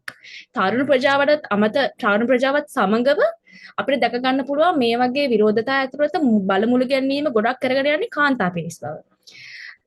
මේ වගේ කතිකාවතක් අතර ඇත්තටම කිව්වොත් මට ඔයා කිව්ව ඒ ස්ටේට්මන්ට් එකත් එක්ක මේ ඩිසග්‍රී වෙන්න වෙනවා. මොකද අපිට දැක ගන්න පුළුවන් මේ අවුරුදු දෙකකට කලින් තිබ්බ අපේ ශ්‍රී ලංකාවේ අරගල මූව්මන්ට් එකත් එක්ක වගේම පලස්තීනය පිළිබඳව තියලා තිබෙන විරෝධතා මාලාව අපි දැක්කට පස්සේ ඒව ගොඩක් බලමුළු ගෑනිලා තියෙන්නේ මේ අවිධිමත් ප්ලැට්ෆෝම්ස් හරහා. කියන WhatsApp, social media. උදාහරණයක් වශයෙන් සමාජ මාධ්‍ය තුල තියෙනවා ඉතාමත් ලොකු පේජ් එකක් මේ ශ්‍රී ලංකාව පැලස්තයින් කියලා. ඒක පිටිපස්සේ ඉන්නේ තරුණ කාන්තාවන් 5 දෙනෙක්. ඊට අමතරව ශ්‍රී ලංකාව පැලස්තයින් කියලා WhatsApp group එකක් තියෙනවා. ඒකේ මම මේ බලන ගමන් අපි මේ සාකච්ඡාව කරන ගමන්ම තව විරෝධතා සාකච්ඡා වෙමින් පවතිනවා. තව විරෝධතා අපි කොහෙද තියන්නේ, කොතනද තියන්නේ, කවුද ඒවට අවසර ගන්න. ඉතින් ඒ වගේ තැන්වලදී ප්‍රමුඛත්වය ගන්න සහභාගී වෙන්න තරුණ පිරිස කියලා තමයි මට හිතෙන්නේ. ඒ සහභාගී වීමත් එක්කම මේ විරෝධතා මාලාවේ දැක ගන්න පුළුවන් විශේෂ දෙයක් තමයි අපේ පලස්තීන තානාපතිකාරය අනුදැනුමත් එක්ක තමයි බොහෝ විරෝධතාවන් පැවැත්වෙන්නේ. මං හිතන්නේ ශ්‍රීන් කතා කරා, ඊට අමතරව සරෝජ් ඔබත් කතා කරා තානාපති කාර්යාලයේ තානාපතිවරයා ලංකාවේ මිනිසුන්ගේ සහභාගීත්වය නැත්නම් මේ පලස්තීන ඛේදවාචකය පිළිබඳ මිනිසුන්ගේ සහභාගීත්වය ඒ ප්‍රතිචාරය ගොඩක් හොඳයි කියලා. ඒ ප්‍රතිචාරයේ හින්දා තමයි ඒ විරෝධතා මාලාවට යම් තාක් දුරට අධිකාරීත්වයක් ලෙජිටිමසි එකකුත් ලැබිලා තියෙනවා. ඒ කියන්නේ අර හරි ලස්සන බැලන්ස් එකක් ඇවිල්ලා තිනවා ඒ පලස්තීන මේ තානාපති කාර්යාලය අනුදැනුමත් එක්කම මිනිස්සු තමන්ගේම ඉනිෂියටිව් එකක් අරගෙන මේ වගේ විරෝධතා මට්ටම් පැවැත්වාගෙන එක. මට මතකයි සරෝජ් ඔයා මුලදී සඳහන් කරා මේ විවිධ දේශපාලන චරිතයන් පවා මේ වගේ විරෝධතාවලට සහ කතිකාවන්ට ඇතුළත් වෙන්න බලනවා කියන එක.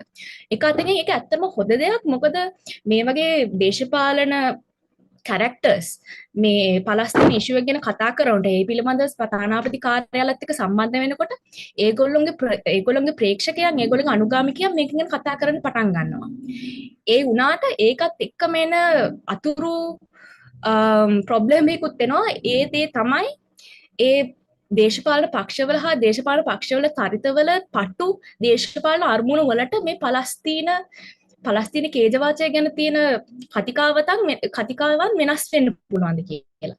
ඉතින් අපි එතන විරෝධතා පවත්වනකොට අපි කතිකාවන් පවත්වනකොට අපි පාරට බහැලා මේක ගැන කතා කරනවා නැත්නම් ඊටත් අමතරව අපි අතර මේ ගැන කතා කරනකොට ඒ ගැන පොඩ්ඩක් අවධානයෙන් ඉන්න ඕනේ කියලා මම හිතනවා. ඊට අමතරව මම කතා කරන්න කැමති මේ විරෝධතා සහ මේ ප්‍රතිපත්තිමය වශයෙන් වෙනස් කරන්න යනකොට නිතරම එලි දැක්වෙන එක ප්‍රශ්නයක් ගැන මම මේක මේ අපේ නීතිඥ හෙජාස් තමයි හෙජාසුත් මේක ගැන කතා කර මේක අර මේ පලස්තීනයේ ඇතිවෙන ඛේදවාචක මුස්ලිම් ප්‍රශ්නයක් කියලා මේ ප්‍රතිනිර්මාණය වෙලා තියෙන එක. ඉතින් අපි සාමාන්‍යයෙන් පලස්තීන ප්‍රශ්න ගැන යම්තා දුරට අනුදැනුමක් තියෙන කෙනෙක් දන්නවා මේක එහෙම මේ අත්ත වශයෙන්ම කියව ආගමික ප්‍රශ්නයක් නෙවෙයි කියලා. ඒ වුණාට මේක ලංකාව ඇතුළත විතරක් නෙවෙයි මුළු ලෝකයේ ඇතුළතම මේක තියෙන මිස්කන්සෙප්ෂන් එකක්. ඉතින් මේ මුස්ලිම්කරණය ගැන මේ පලස්තීන ඉෂුව එක මුස්ලිම්කරණය වීම ගැන මුස්ලිම්කරණය වීමත් සමගම ඇතිවන ප්‍රශ්න කිහිපයක් තිබෙනවා. එකක් තමයි අපි දන්නවා ලංකාව ඇතුළත තාමත් අන්තර්ආගමික අන්තර්ජාතීන් අතර ගැටලු තියෙනවා අර ටෙන්ෂන්ස් තියෙනවා. ශ්‍රීන් කිව්වා තාමත් අපි සෑහෙන දුරක් යන්න ඕනේ කියලා මේ වගේ ඉෂුස් හරියට මේ අර රෙකන්සිලියේෂන් පැත්තෙන් අපි හරි තරකට එන්න. ඉතින් විශේෂයෙන්ම අපේ ත්‍රස්තවාදී වැළැක්වීමේ පනත ICCPR එක වගේ පනත් ඇතුළත අපි කොහොමද මේ වගේ මුස්ලිම්කරණය වෙලා තියෙන ඉෂුව එකක් ගැන කොහොමද අපි ප්‍රොටෙස්ට් කරන්නේ, කොහොමද අපි පාරට බහින්නේ, ඒක ගැන පොඩි ඉෂුව එකක් ඇවිල්ලා තියෙනවා. ඊට අමතරව අපිට දැක ගන්න පුළුවන් මේක මුස්ලිම්කරණය විලා තියෙන හින්දා බුදු බල සේනා නැත්තම් විවිධ අන්තවාදී කණ්ඩායම් වලට ඇතුළත් වෙලා අපි කරන් යන ප්‍රොටෙස්ට් ගැන ප්‍රොටෙස්ට් වලට මේ ඩිස්රප්ෂන්ස් කරන්න පුළුවන් කියාවක් තියෙනවා. මම හිතන්නේ අපි හැමෝම දන්නවා ඇති මේ ඊයේ පෙරේදත් මේ ටසී දල්හන් විසින් කරගෙන ගිය ප්‍රොටෙස්ට් එකක් ඇතුළත මේ විරෝධතාවයකට ඇටැක් කළා තිබ්බ අපි මම හිතන්නේ හැමෝම දැක ගන්න ඇති. ඉතින් මේ වගේ අවදානම් කටයුතුත් තියෙනවා. ඊට පස්සේ මුස්ලිම්කරණය වීමත් එක්ක එන තව ඉෂුව එකක් තමයි අනිත් ආගමික හා අනිත් ජාතික කණ්ඩායම් විතර මේක අපේ ප්‍රශ්නයක් නෙමෙයි, මේක මුස්ලිම් කට්ටියගේ ප්‍රශ්නයක් කියලා නීතිඥ හෙජාස් මේක ගැන යම් තාක් දුරකට කිව්වා. ඉතින් අපි හිතන්න ඕනේ මේ උතුරේ සහ නැගෙනහිර මිනිස්සු මේක ගැන කොහොමද හිතන්නේ? ඒගොල්ලෝ හිතන්න පුළුවන් මුස්ලිම් මිනිස්සු අපේ මුල්ලිවයි කාල වෙනකොට අපිට මොනවද හිටියේ නැහැ. ඉතින් අපි මොකටද මේ මිනිස්සුන්ගේ ප්‍රශ්න වලට අපි ඒගොල්ලෝ ගහන්න යන්නේ කියලා. අපේ ප්‍රශ්න වලදී ඕගොල්ලෝ අපිට හිටියේ නැත්නම් අපි මොකටද ඒගොල්ලෝගේ ප්‍රශ්න වලට යන්නේ කියලා. අපි අපේ ළමයි ගැන අඬනකොට ඕගොල්ලෝ හිටියේ නැහැ අපිත් එක්ක අපි මොකටද ඕගොල්ලෝගේ ළමයි ගැන අඬන්නේ. ඉතින් ඒ වගේ කතිකාවන් හැදෙන්න පුළුවන්. මේ ඒ අතින් ගත්තම අපිට ඇත්තටම කියන්න පුළුවන් මේ පලස්තීනය ගැන අපි කතා කරනකොට අපේ ලංකාව ඇතුළත තියෙන අන්තර්ආගමික ප්‍රශ්න ගැනත් අපි අවධානයක් ඇතුව කතා කරන්න ඕනේ කියලා අපි හිතනවා. ඉතින් මේ වගේ ප්‍රශ්නයක් අතර අපි මේ වගේ එක නැවිගේට් කරන්න කොහොමද? එක විදියක් තමයි අපි අන්තර්ආගමික සාකච්ඡාවක් කරන්න පුළුවන් මේ පලස්තීන ඉෂුව එක ගැන. මම හිතන්නේ දැනටමත් පලස්තීන කාර්යාලය ඇතුළත අපි මේ වගේ මේ සාකච්ඡා කරලා තියෙනවා. කියන්නේ ක්‍රිස්තියානි, මුස්ලිම්, බුද්දිස්ට්, හින්දු වගේ එක ආගමික නායකයන් ඇතුළත් කරගෙන අපි කරලා තියෙනවා.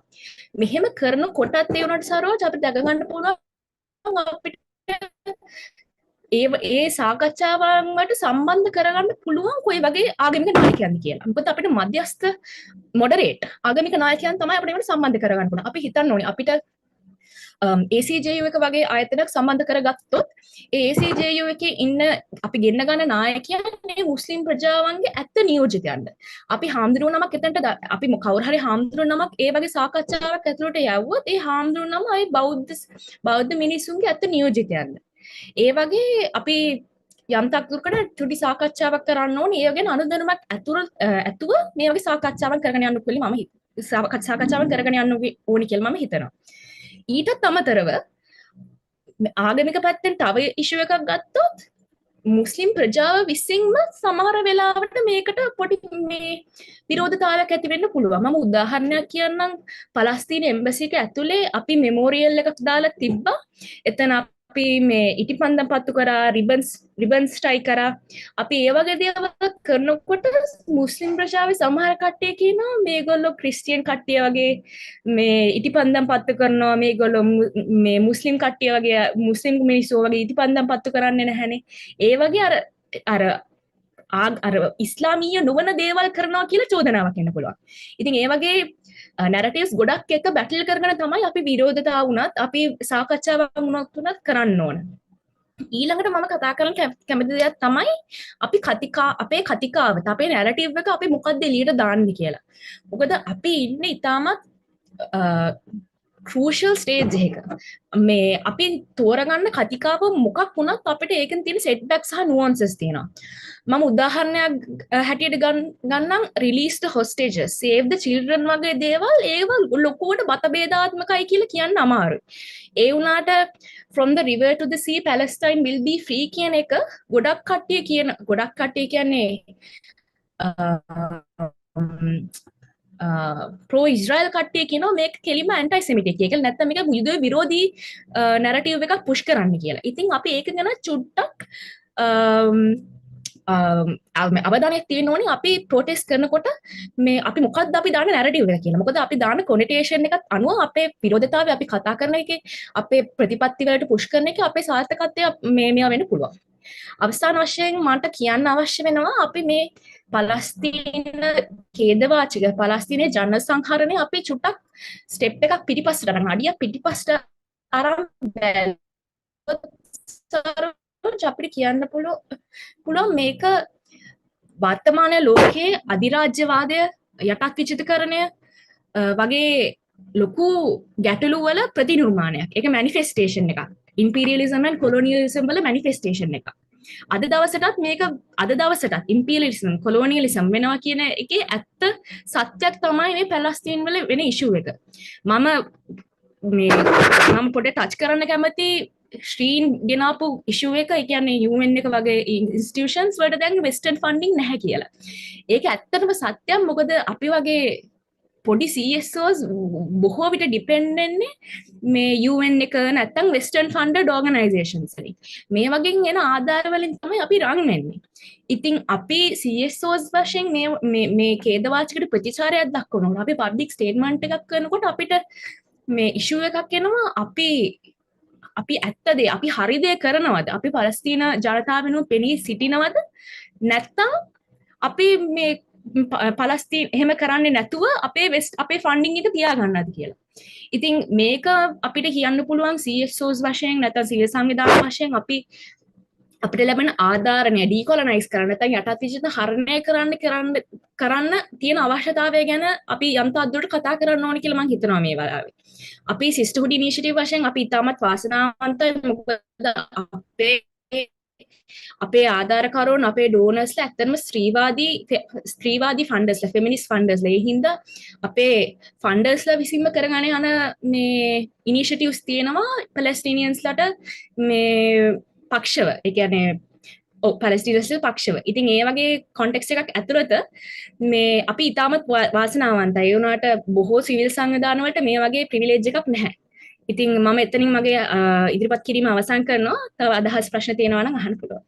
පියුමි ස්තුතියි. කාල වේලාව ඉක්ුත් වෙමින් තියෙන නිසා මම ප්‍රශ්න මතු කරන්නේ. හැබැයි මම හිතන්නේ එක දෙයක් මටත් එකතු කරන්න තියෙන ඔබ කිව්ව අධිරාජ්‍යවාදය තවත් විවිධාකාර වලට ක්‍රියාත්මක වෙනවා. විශේෂයෙන්ම සමාජ මාධ්‍ය ජාල ඔස්සේ අපි විශේෂයෙන්ම සඳහන් කළා Facebook වගේ සමාජ මාධ්‍ය ජාලයක් බොහෝ දුරට මේ පලස්තීනයට පක්ෂව නැත්නම් ඊශ්‍රායලය විවේචනය කරන ආකාරයේ අදහස් සංගවන නැත්නම් ඒවාට ප්‍රචාරයක් ලබා නොදෙන ආකාරයේ ප්‍රතිපත්තියක්නේ අනුගමනය කරන්නේ. ඇතැම් අවස්ථාවල සැඟවෙන අවස්ථා තියෙනවා. ඒ වගේ එකත් ඇත්තටම ඒකේ ඉදිරිය ඇත්තටම උඩුගම් බලා පිහිනීමක් තමයි මේ වෙලාවේ කරන්න සිද්ධ වෙලා තියෙන්නේ නේද? මම පියුමි ඊළඟට ආචාර්ය දයන් ජයතිලකට යමු වෙන්නම්. ඊට පස්සේ සාකච්ඡා මාලාවේදී අපි ඔබට තියෙන ප්‍රශ්නත් යමු කරන්න.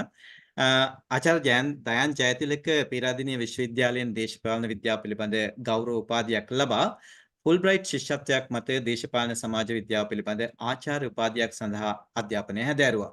ඔහු පසුකාලීනව විකල්ප සහ විමුක්තිකාමී දේශපාලනයේත් නිරතව සිටියා. උතුරු නැගෙනහිර පළාත් සභාව නියෝජනය කළ ඔහු ලංකාවේ මෙන්ම විදේශයන්හිත් බොහෝ ශාස්ත්‍රීය සහ දේශපාලන තනතුරු හොබෝලා තියෙනවා. ශ්‍රී ලංකාවේ තානාපතිවරයෙක් ලෙස ජිනීවාහි මෙන්ම ප්‍රංශයේ සහ රුසියාවෙත් සේවය කර ඇති ආචාර්ය දයන් ජයතිලක ලංකාවේ ප්‍රමුඛ දේශපාලන විචාරකයෙක්. ආචාර්ය දයන් ඔබටයි දැන් අවස්ථාව. මම ප්‍රශ්නකින්ම ඔබට යොමු වෙන්නද? ඒ කියන්නේ ඇත්තටම දැන් බොහෝ විට දැන් කතිකයන් පියුමි වගේ මේ වගේම හිජාස් හැමදිනම පළ කරපු අදහසක් තමයි කියන්නේ මේ මුස්ලිම් කියන මේක පලස්තීනයේ මුස්ලිම් ඒ නිසා මුස්ලිම් අයට අපේ සහයෝගයක් අවශ්‍ය නැහැ. ලංකාවේ මතුවෙමින් තිබෙන මුස්ලිම් විරෝධය එක්තරා බරපතල ප්‍රශ්නයක් මෙතෙන්ද කියලා. නමුත් අනිත් පැත්තෙන් ඇත්තටම ලෝකයේ මුස්ලිම් ලෝකය මුස්ලිම් රටවල් පලස්තීනයට සහාය දෙනවද අය? සම්බුදු සහයෝගය දෙනවා. ඇමරිකාව හිතුවා සෞදි අරාබියාව තියාගන්න පුළුවන් වෙයි ඊශ්‍රායලයත් එක්ක ඒ වගේ ඒ ඒබ්‍රහම් ගිවිසුම් එහෙම තුල එහෙම කොට කරන්න බැරි වුණා. නමුත් දෙන සහයෝගය උඟක් අඩුයි. දැන් මේ වගේ මහා සංහාරයක් යනකොට අපිට බලාපොරොත්තු වෙන්න පුළුවන් ඊට වඩා සහයෝගයක්. එනමුත් විමුක්තිකාමී කණ්ඩායම් ජාතික විමුක්ති කණ්ඩායම් සටනේ යෙදෙනවා පලස්තීනය වෙනුවෙන් වෙන වෙන රටවල් ඒක අපි දන්නවා.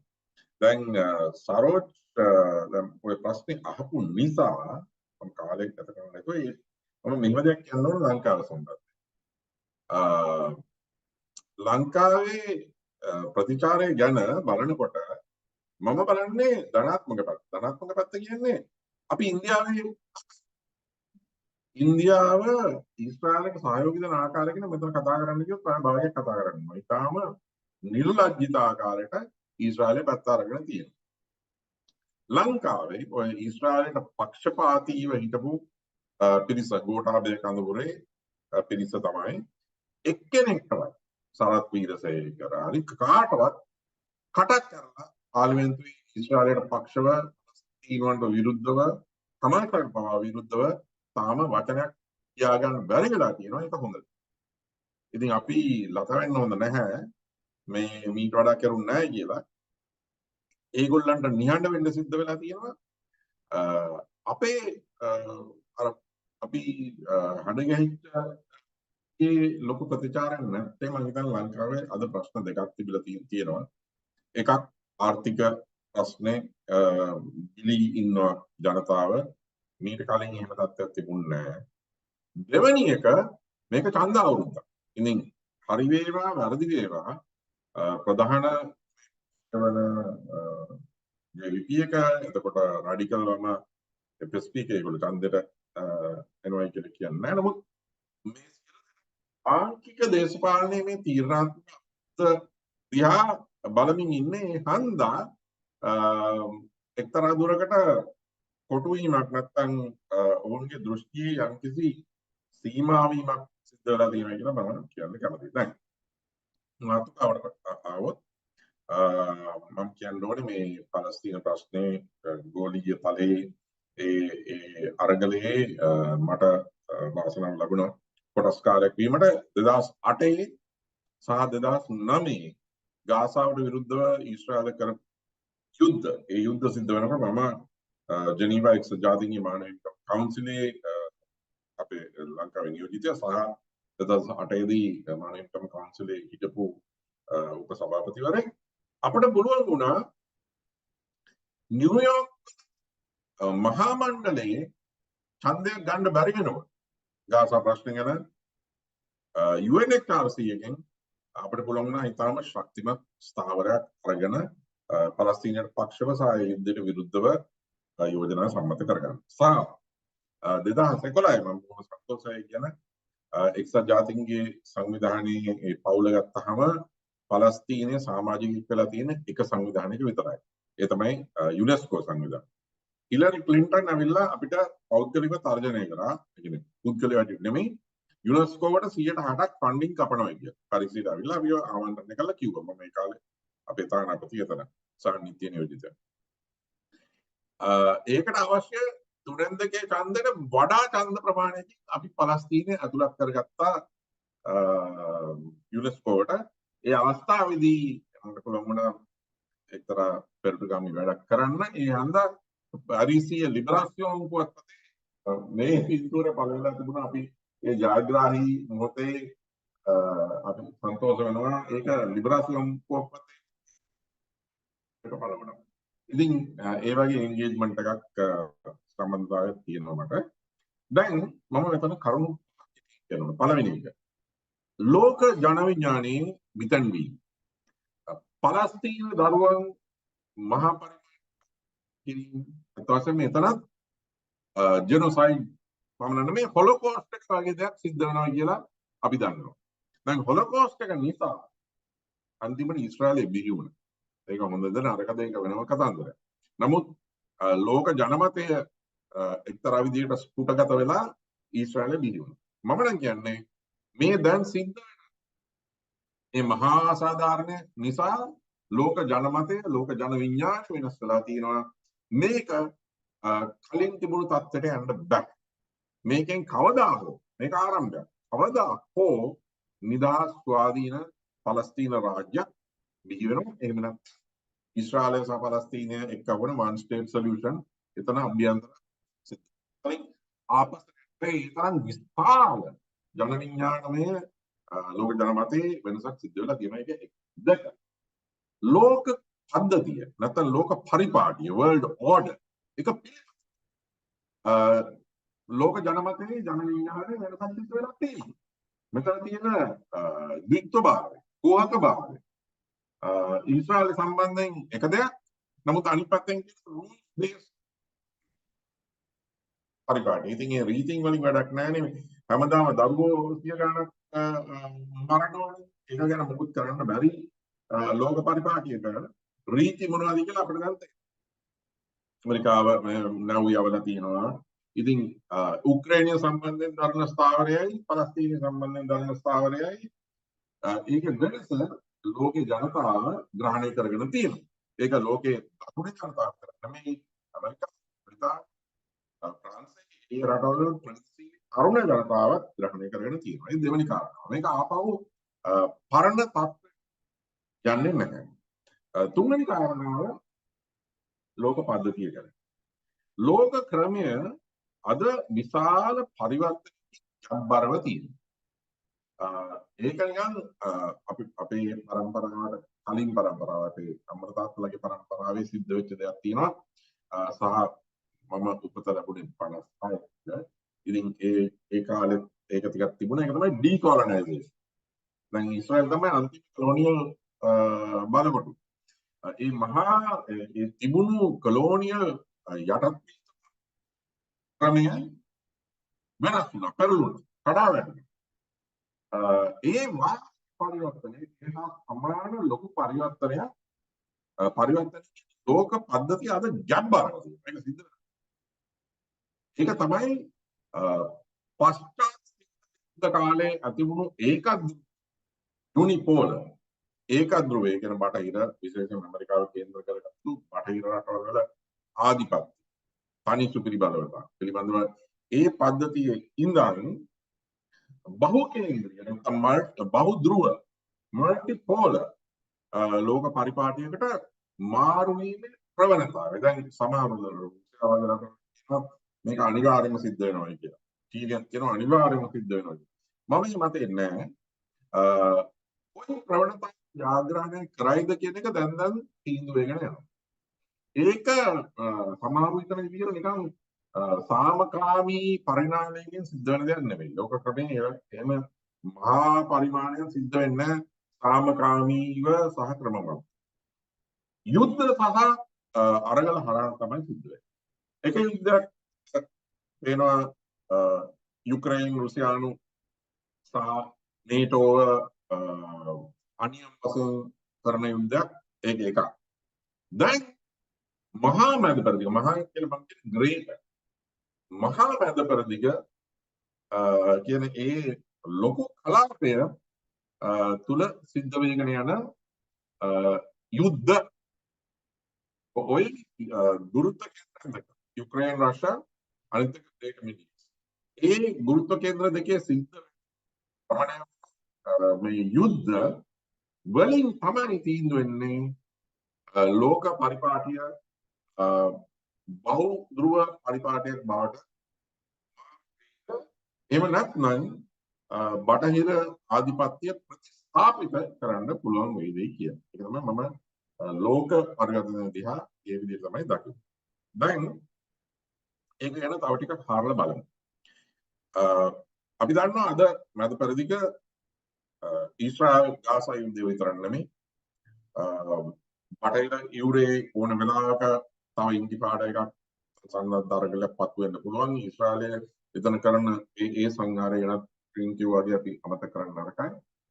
එතකොට අපි දන්නවා ඇමරිකාව බ්‍රිතාන්‍ය යුද නැව් යවුවා මුලදී. දැන් අත්තකොට යුද නැව් යවුවා ඒක ඊජිප්තුව කියන වෙන රාජ්‍යයක් ඊශ්‍රායලට ගහුවා. ගහුවා කියන්නේ තමුන්ගේ ඉඩම් ආපහු ලබා ගන්න. නමුත් මෙතන රාජ්‍යයක් අමාසය ගහුවයි කියලා ඇමරිකාව මේ යාක්‍රාෆ්ට් කැරියර් එකට යවන්න ඕනේ නැහැ. ඒක යවීමෙන් පස්සේ තමයි මේ යෙමනේ ඒ සටහන ඇති කරලා තියෙන්නේ. ඒකත් ඔය ඇමරිකාව බ්‍රිතාන්‍ය ඉතන විදිහට මේ රොකට් විසඳන්න පුළුවන් දෙයක් නෙමෙයි. මට මතකයි අප්ගානිස්තාන යුද්ධය පටන් ගන්නකොට ඩොනල්ඩ් රම්ස්ෆර්ඩ් කියනවා බොහොම උජාරුවෙන් දැන් ගහන්න ටාගට් නැහැ කියලා. ඒක අප්ගානිස්තානයේ ඒක කාර්මික රටක් නෙමෙයි දැන් වලින් ගහන්න ටාගට් නැහැ. ඒ වගේ යෙමෙනට ගහන්න පුළුවන්. නමුත් අන්තිමට මොකද වුනේ අප්ගානිස්තානයේ? ඒක නම් සන්තෝෂ වෙනවා නෙමෙයි. නමුත් ඇමරිකාවට පලා යනවා. ඒ වගේ යෙමෙනේ හුඟක් කට්ටියට අමතකයි මේ 1960 ගණන් වල බ්‍රිතාන්‍යයට පලා යන්න උනා ඒකට මේ ඉජරලා ඉඳන්. යෙමෙනේ යටත්වාදයේ පරාජය කරලා තියෙනවා මීට කලින්. ඉතින් ඕක දිග්ගැසම යුද්ධයක් වෙනවා. ලෙබනනේ හෙස්බුල්ලා සටහනේ එතකොට ඉරාක් සිරියා ඔය මුළු මහා මැද පෙරදිගම ගිනිගන්න. ඒ ගිනිගන්න පුපුරනකොට සහ රුසියන් උක්‍රයින් නේටෝ ඒ යුද්ධයත් ඒ විදිහටම යනකොට අත් වශයෙන්ම මේ ලෝක පද්ධතිය ඒකේ සමතුලිතතාවය සම්පූර්ණයෙන්ම වෙනස් වෙනවා. දැන් අත් වශයෙන්ම ලෝක උසාවියේ ඒ තීන්දුව ඒකේ සීමාවන් අපි දන්නවා. නමුත් මම ඒක දකින්නේ ලෝක ජන විඥාණයට බලපාන හැටියට. ඒ අතින් ඒක හුඟක් වැදගත්. තීන්දුව මොනවා. නමුත් තීරණාත්මක සාධක අවසාන විග්‍රහයේදී අදකලා තියෙන විදිහට ලෝකෙ දිහා බලලා තීරක සාධකය අවසාන විග්‍රහයේදී the decisive or determinant is the final analysis. වනාහි දිග්ගසුණු මහජන යුද්ධ සහ අරගල. ඒ මහජන යුද්ධ සහ අරගල දැන් මේ පත්වලා තියෙනවා. මෙව මෙතනින් නවතින්නේ නැහැ. ඇමරිකාව බ්‍රිතාන්‍ය ඉතන විදිහට ඊශ්‍රායල් ඉතන විදිහට තුමාන ගානකින් මාස ගානකින් ගහලා ඊළඟට එතන ගාසාවේ යුදාණ්ඩුවක් හදලා මේ ඒගොල්ලෝ ඉතන විදිහට ඕක කරන්න බෑ. ඕක මහා ලොකු ඒක බබුරුම මුළු මැද පෙරදිගම පත්වලා ඊශ්‍රායලයයි ඇමරිකාවයි බ්‍රිතාන්‍යයි ඒ ඔක්කොම ඔය මේ අර කෝල්ල බබාට වෙච්ච වැඩේ උතන මෙන්න. ඒක අන්තිමට ඒක තීන්දුව වෙන්නේ සත්‍ය පටන් තුලින්. දැන් මගේ ජීවිත කාලේ මම දැක්ක ඇමරිකා එක්සත් ජනපදයේ ඒගොල්ලන්ට න්‍යෂ්ටික මොනොපොලි එක ඒකාධිකාරී තිබුණා. නමුත් අන්තිමට සෝවියට් දේශයේ චීනයත් එක්ක කිසිංජර්ගේ කාලේ එකට වාඩි වෙලා අපි තුන් ගොල්ලම එකයි කියලා එහෙම බලය බෙදා ගන්න උනා. ඇයි වියට්නාම් යුද්ධය අහනවා. වියට්නාම් යුද්ධයෙන් පරදිච්ච අහනවා.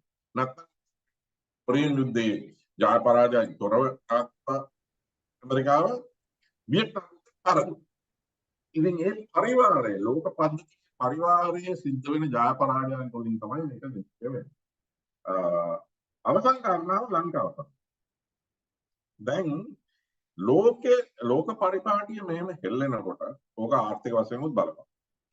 එතකොට හැම රටටම බලපානවා අඩු වැඩි වශයෙන් ලංකාවටත් බලපාන.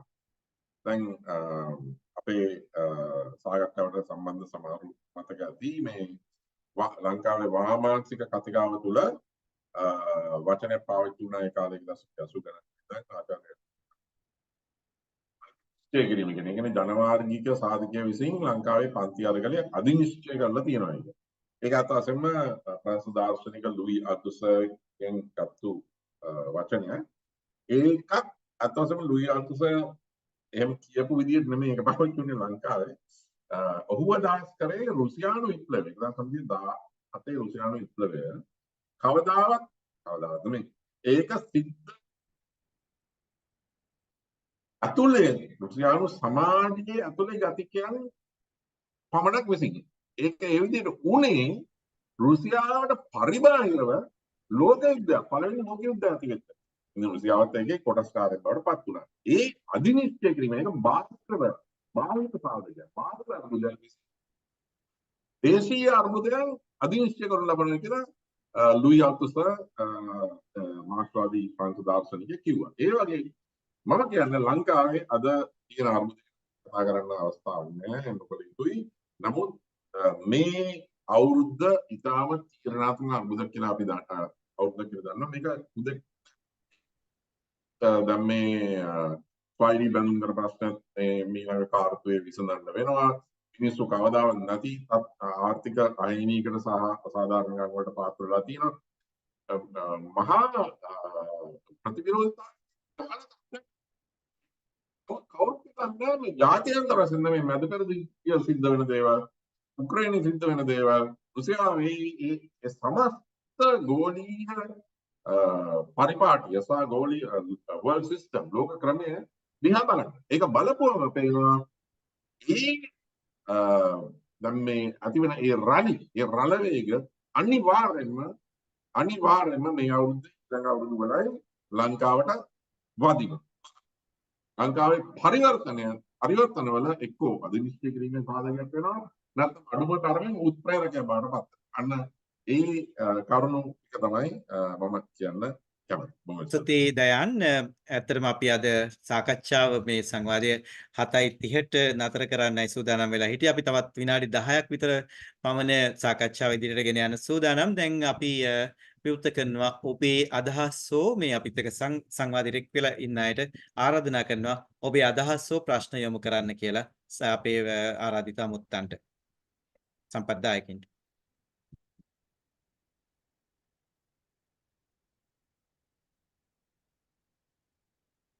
ඔව් චූලා ඔබටයි අවස්ථාව.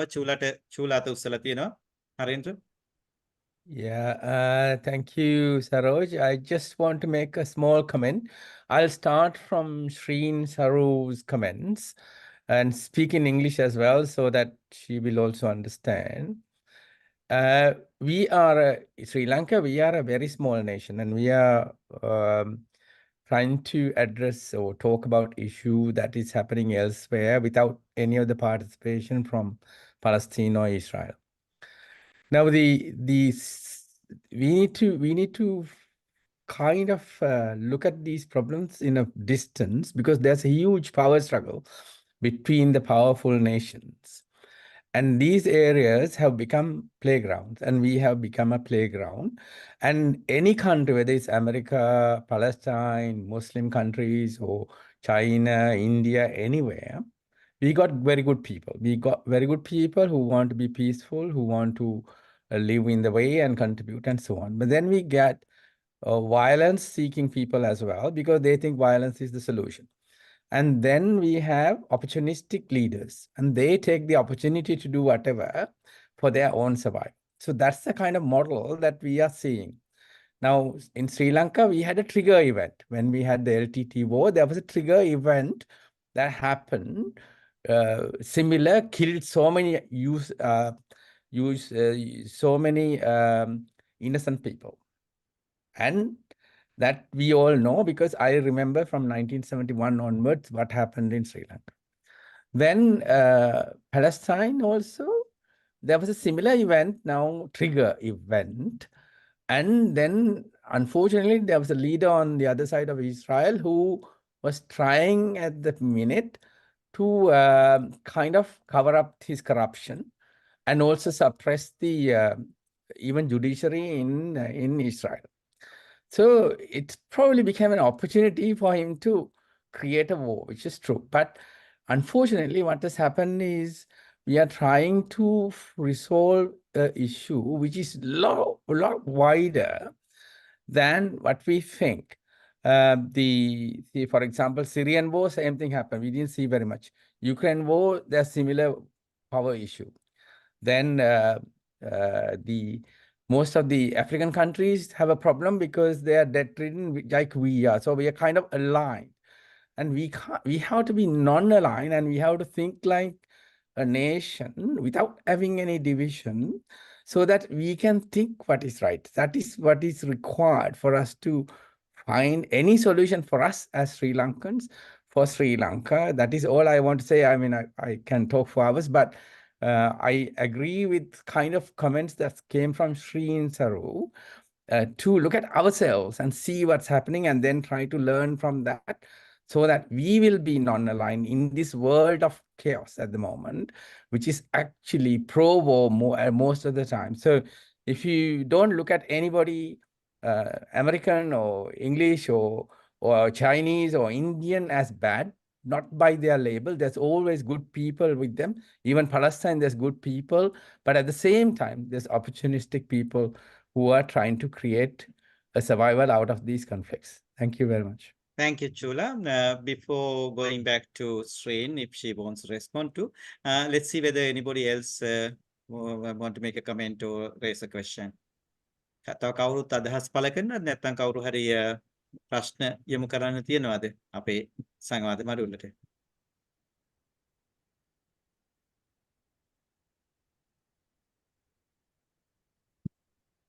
දැනට කවුරුත් අතුස්සල නැති නිසා Shreen, do you want to comment on that? I'll quickly, Saroj, the thing is, I couldn't conclude this thing because of the time factor. So one of the things I really want to reiterate is the state terrorism. State terror of the US, state terror of Israel, state terror, wherever it is. Because the state leaders use the national security for their own security after doing various corruption and various atrocities. So that's something that we need to rethink about. What human security means to all of us. And Sri Lanka, we have to talk a lot about human rights, human security at this point of time, because people are dying without food in this country. So that's one thing I want to raise.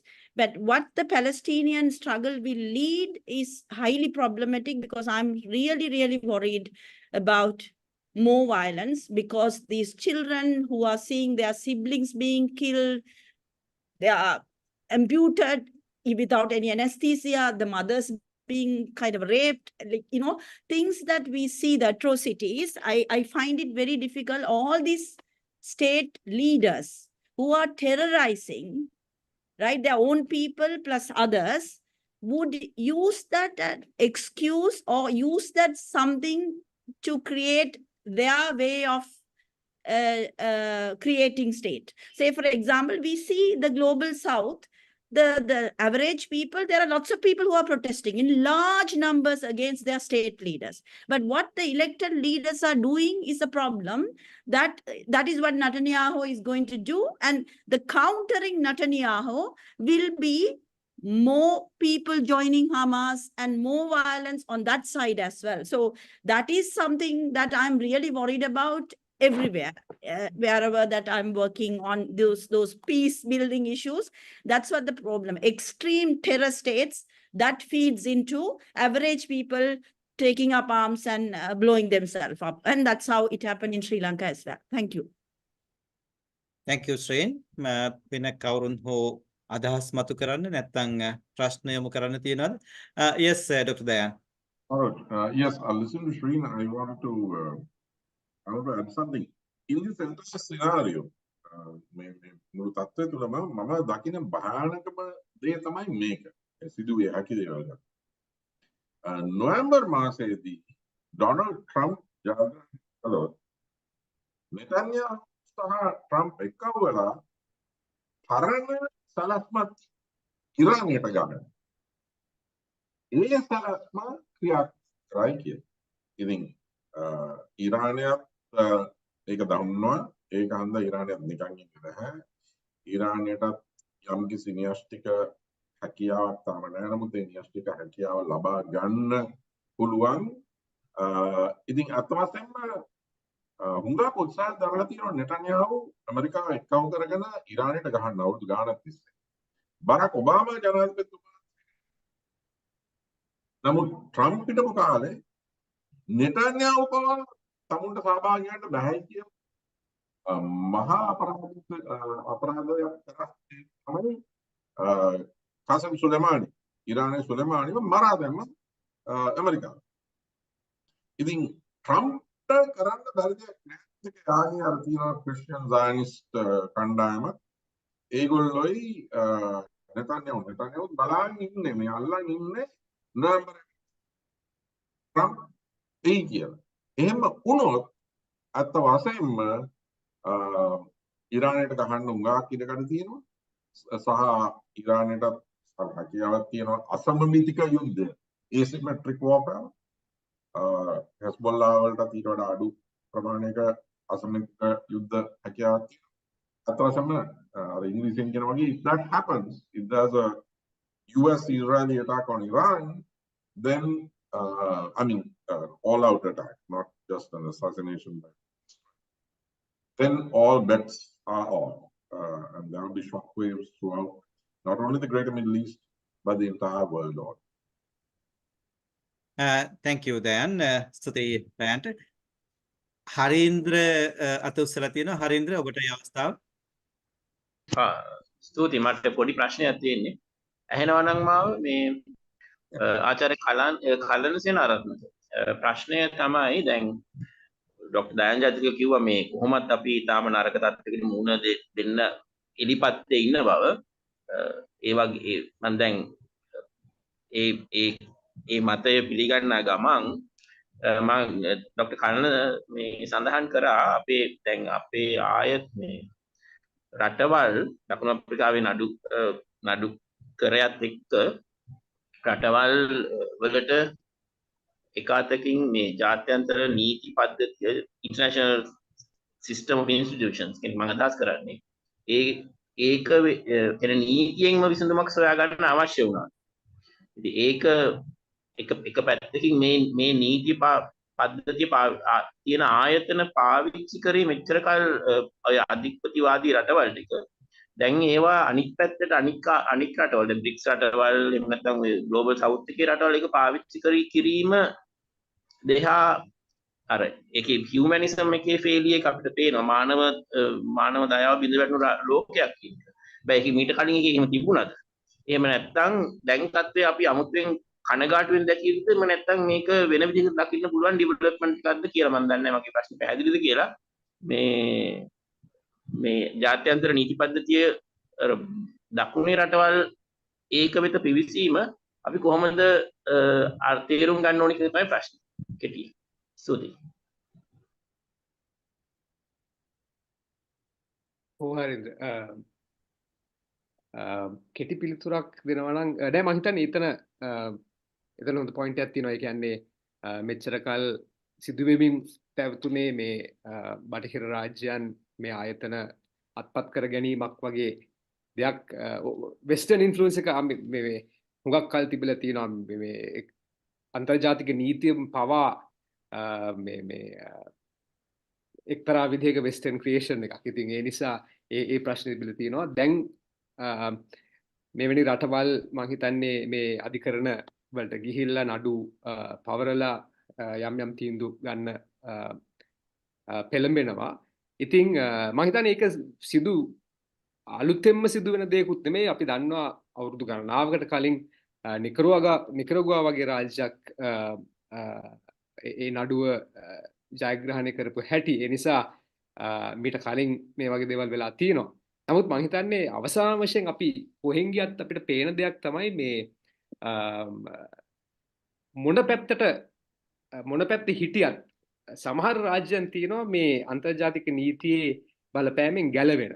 ඒ කියන්නේ එක්තරා විදිහකට අද ඊශ්‍රායලය, ඇමරිකාව වගේ රටවල් ඒ වගේම බටහිරේ ඒ super powers ඒගොල්ලෝ බේරනවා වගේම අනිත් පැත්තේ කණ්ඩායම මම හිතන්නේ සමහර අවස්ථාවන් වලදී පහසුවෙන් බේරෙනවා. ඉතින්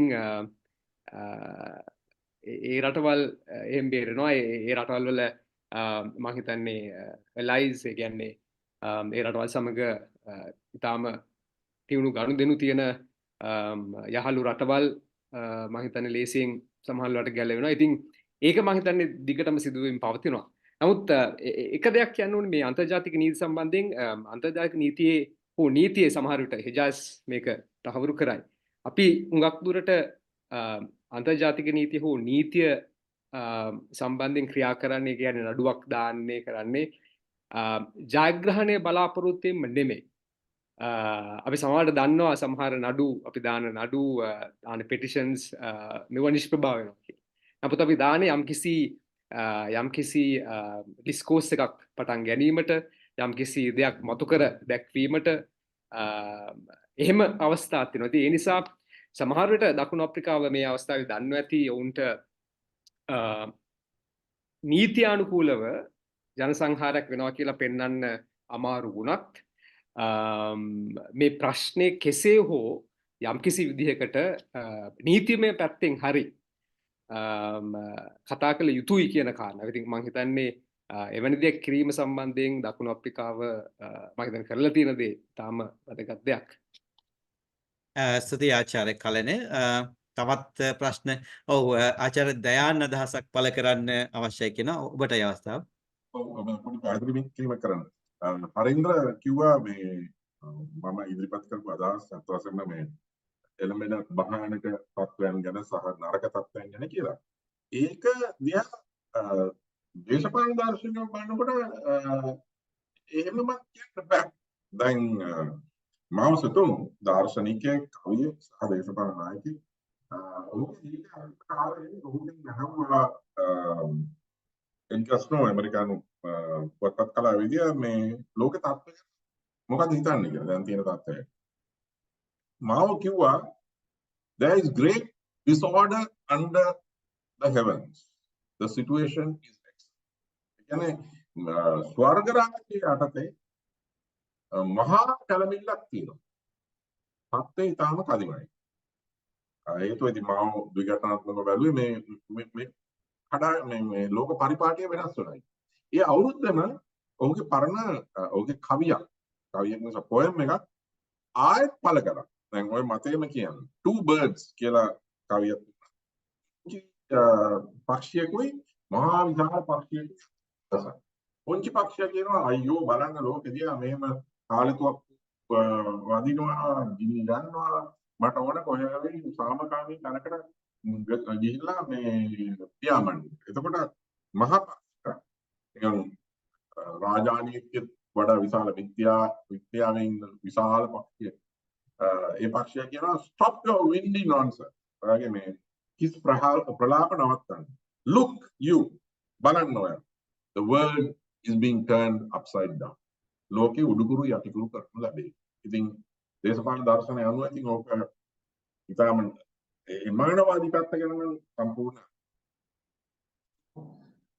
උකාරිකව බලනකොට ඒක නිෂේධනාත්මක සහ භයංකාර දෙයක් හැටියට දකින්නත් පුළුවන්. එහෙම නැත්නම් තියෙන ලෝකයේ අභාවයට යෑමක් තියෙන ලෝක පරිපාටිය සහ වඩා වෙනස් දෙයක් ප්‍රසූත වීමේ බිලිරුදාවක් හැටියට දකින්නත් පුළුවන්. ස්තුතියි ආචාර්ය දයන්.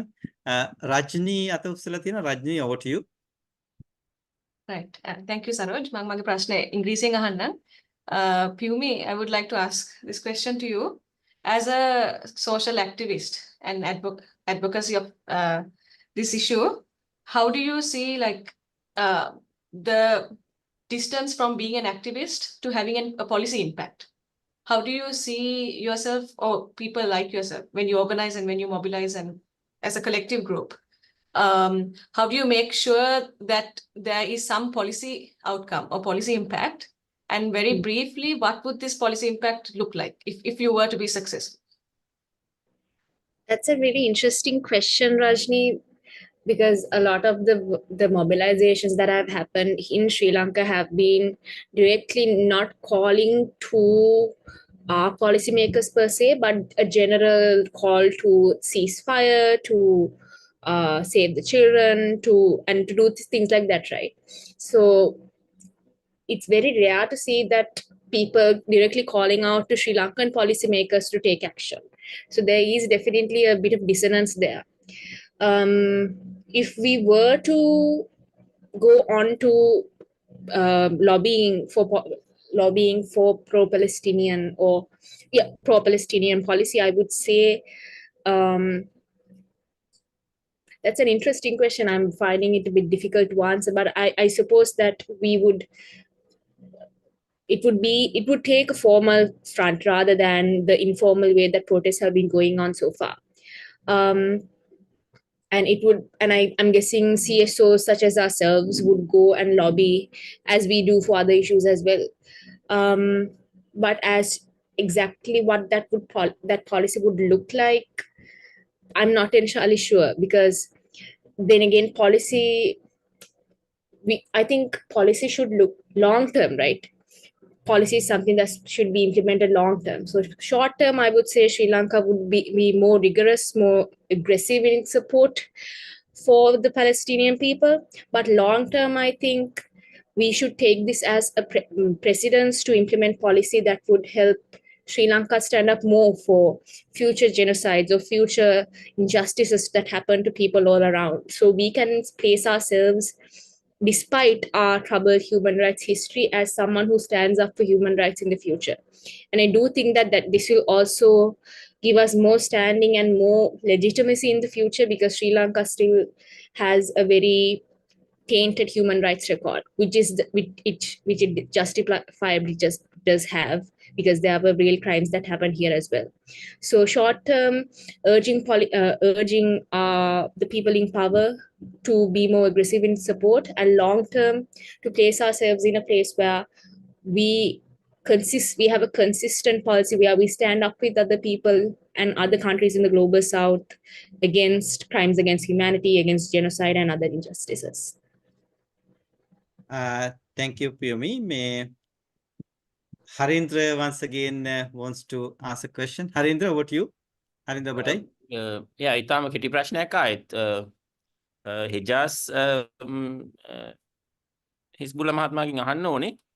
මොකද Hejaaz අර ලංකාවේ මේ ethnic relations මේ වාර්ගික ප්‍රජාවන් අතර සම්බන්ධතාවයේ ඉවලූෂන් එකක් පෙන්නවා. එයා පොඩි කාලේ අත්දැකීමුයි දැන් අත්දැකීමුයි. දැන් මේ සිදුවීම අපි මේ පලස්තීනය ගැන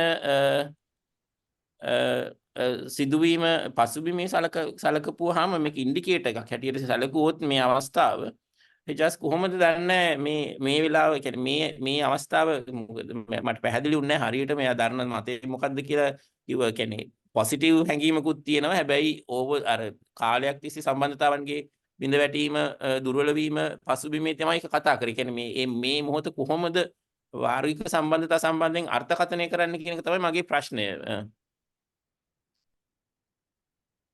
right බොහොම ස්තුතියි හරින්ද ප්‍රශ්නයට. මම පොසිටිව් කියලා කියපු එක තමයි ආචාර්ය දයන් ජයතිලක කියපු එක වගේ ඉන්දියාව වගේ රටවල් වලට සාපේක්ෂව ලංකාවේ ප්‍රතිචාරය ඉතාමත් පොසිටිව්.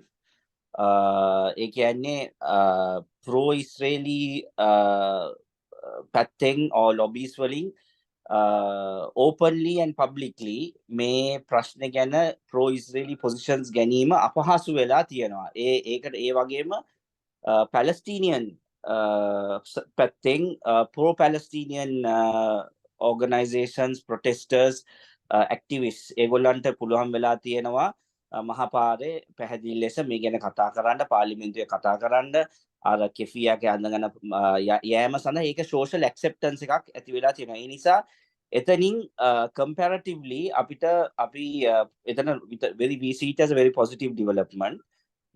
ඒ also මම positive කියලා කියපු එකේ එක කාරණාවක් තමයි මම හිතුවේ නෑ මෙච්චරම් open support එකක් ගන්න පුළුවන් වෙයිද ගැන මට ලොකු personally සැකයක් තිබුණා. නමුත් ඒක එහෙම වුණේ නැහැ. ඒකට වඩා හොඳ දෙයක් හොඳ ප්‍රතිචාරයක් ලැබුණා. දැන් මේ ගාසාවල සිදුවෙන සිද්ධිය කොහොමද ලංකාවේ තියෙන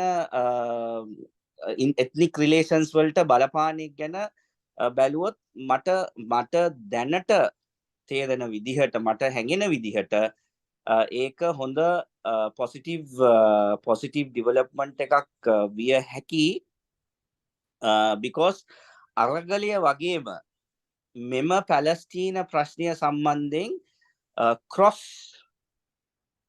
ඒ කියන්නේ a wide range of people from across the board හැම පැත්තෙම එකතු වෙලා තියෙනවා මේ ප්‍රශ්නය වෙනුවෙන් කතා කරන්න. පියුමි කිව්වා වගේ විශේෂයෙන්ම තරුණයන් පිරිස අතරේ මේ ප්‍රශ්න ගැන ඉතාමත් පැහැදිලි ස්ථාවරයක් තියෙනවා. ඉතාමත් පැහැදිලි ධනාත්මක ස්ථාවරයක් තියෙනවා. දැන් මුස්ලිම් ප්‍රශ්නය මුස්ලිම් වරුන්ට ලංකාවේ තිබෙ එකම ලොකුම ප්‍රශ්නය තමයි අයිසොලේෂන් එක. මුස්ලිම් වරුන් මේ අයිසොලේෂනය කරගත්තා සහ මේ ඒ ප්‍රශ්නයක් ඇති කිරීමේ අපේක්ෂාවෙන් අයිසොලේෂන් එකක් සිස්ටම් එකකුත් ඉන්ට්‍රොඩියුස් කරා. ඒගොල්ලන් ඒක ඇති කරා. දැන් ડોક્ટર ශාෆි වගේ ප්‍රශ්න ඇති කරලා මුස්ලිම් වෛද්‍යවරුන් හොඳ නැහැ. ඒගොල්ලන් ගාව යන්න එපා. ඒගොල්ලන්ට යන්න එපා. මුස්ලිම් කඩවල් වලට යන්න එපා. කියන ඒ අයිසොලේෂන් ප්‍රොසෙස් එකක් පටන් ගන්න මුස්ලිම් වලින් සමාජයෙන් කොන් කරලා දාන ප්‍රශ්නයක් ඇති කරා. නමුත් මේ පැලස්තීන වගේ ප්‍රශ්න ඇතිවීමෙන් සහ ඒකේ අතර ඇති වෙන සම්බන්ධතාවය අනුව මට පේන විදිහට මේක හොඳ පොසිටිව් ඩෙවලොප්මන්ට් එකක් වෙන්න පුළුවන් කියලා මට කියන්න පුළුවන්. බොහොම ස්තුතියි. ස්තුතියි හිජාස්. මං හිතන්නේ තවත් ප්‍රශ්න නැති බවයි පේන්නේ. නිසා අපේ කාල වේලාවත් ඉක්ුත් යමින් තියෙන නිසා අපි දැනට සමුගනිමු. මං ශ්‍රීන් කිව්ව විදිහට මං හිතන්නේ පලස්තීන මේ අර්බුදය ගාසා තීරයට එල්ලවන ප්‍රහාර ඊශ්‍රායල ප්‍රහාර ඒ වගේම ගාසා තීරයට පමණක් නෙමෙයි බටහිර යුරටත් එල්ලවන ප්‍රහාර ආරම්භ වුණාට පස්සේ අපි දන්න හැටියට මෙවැනි සාකච්ඡාවක් පැවැත්වුණු පළමු වතාව මුරගල පර්යේෂණ ආයතනය සංවිධානය කළ මේ සාකච්ඡාව මේන් නිමා වෙනවා. නමුත් ඔබට මේ ඉදිරියටත් මේ සාකච්ඡාව නරඹන්න පුළුවන්. ඔබ දන්නා විදියටම මේ සාකච්ඡාව පටිගත කළා. නමුත් අපි සජීවී ලෙසින් විකාශය කළේ නැහැ. මේකේ සංස්කරණය කළ පිටපතක් මුරගල සංවිධානය විසින් පසුව ප්‍රකාශයට පත් කරાવી. අපේ ගෞරවනීය අතරම ස්තුතිය හිමි වෙනවා හිජාස්ට, ශ්‍රේන්ට, ඒ වගේම ආචාර්ය දයන්ට, පියුමිට සහ ආචාර්ය කලනට. ස්තුතියි අපිත් එක්ක රැඳිලා හිටපු ඔබ හැම දිනාටමත් සුබ රාත්‍රියක්. බොහොම ස්තුතියි සරෝජ්. බොහොම ස්තුතියි රාජ්නී. Thank you. ඉතාමත් ස්තුතියි.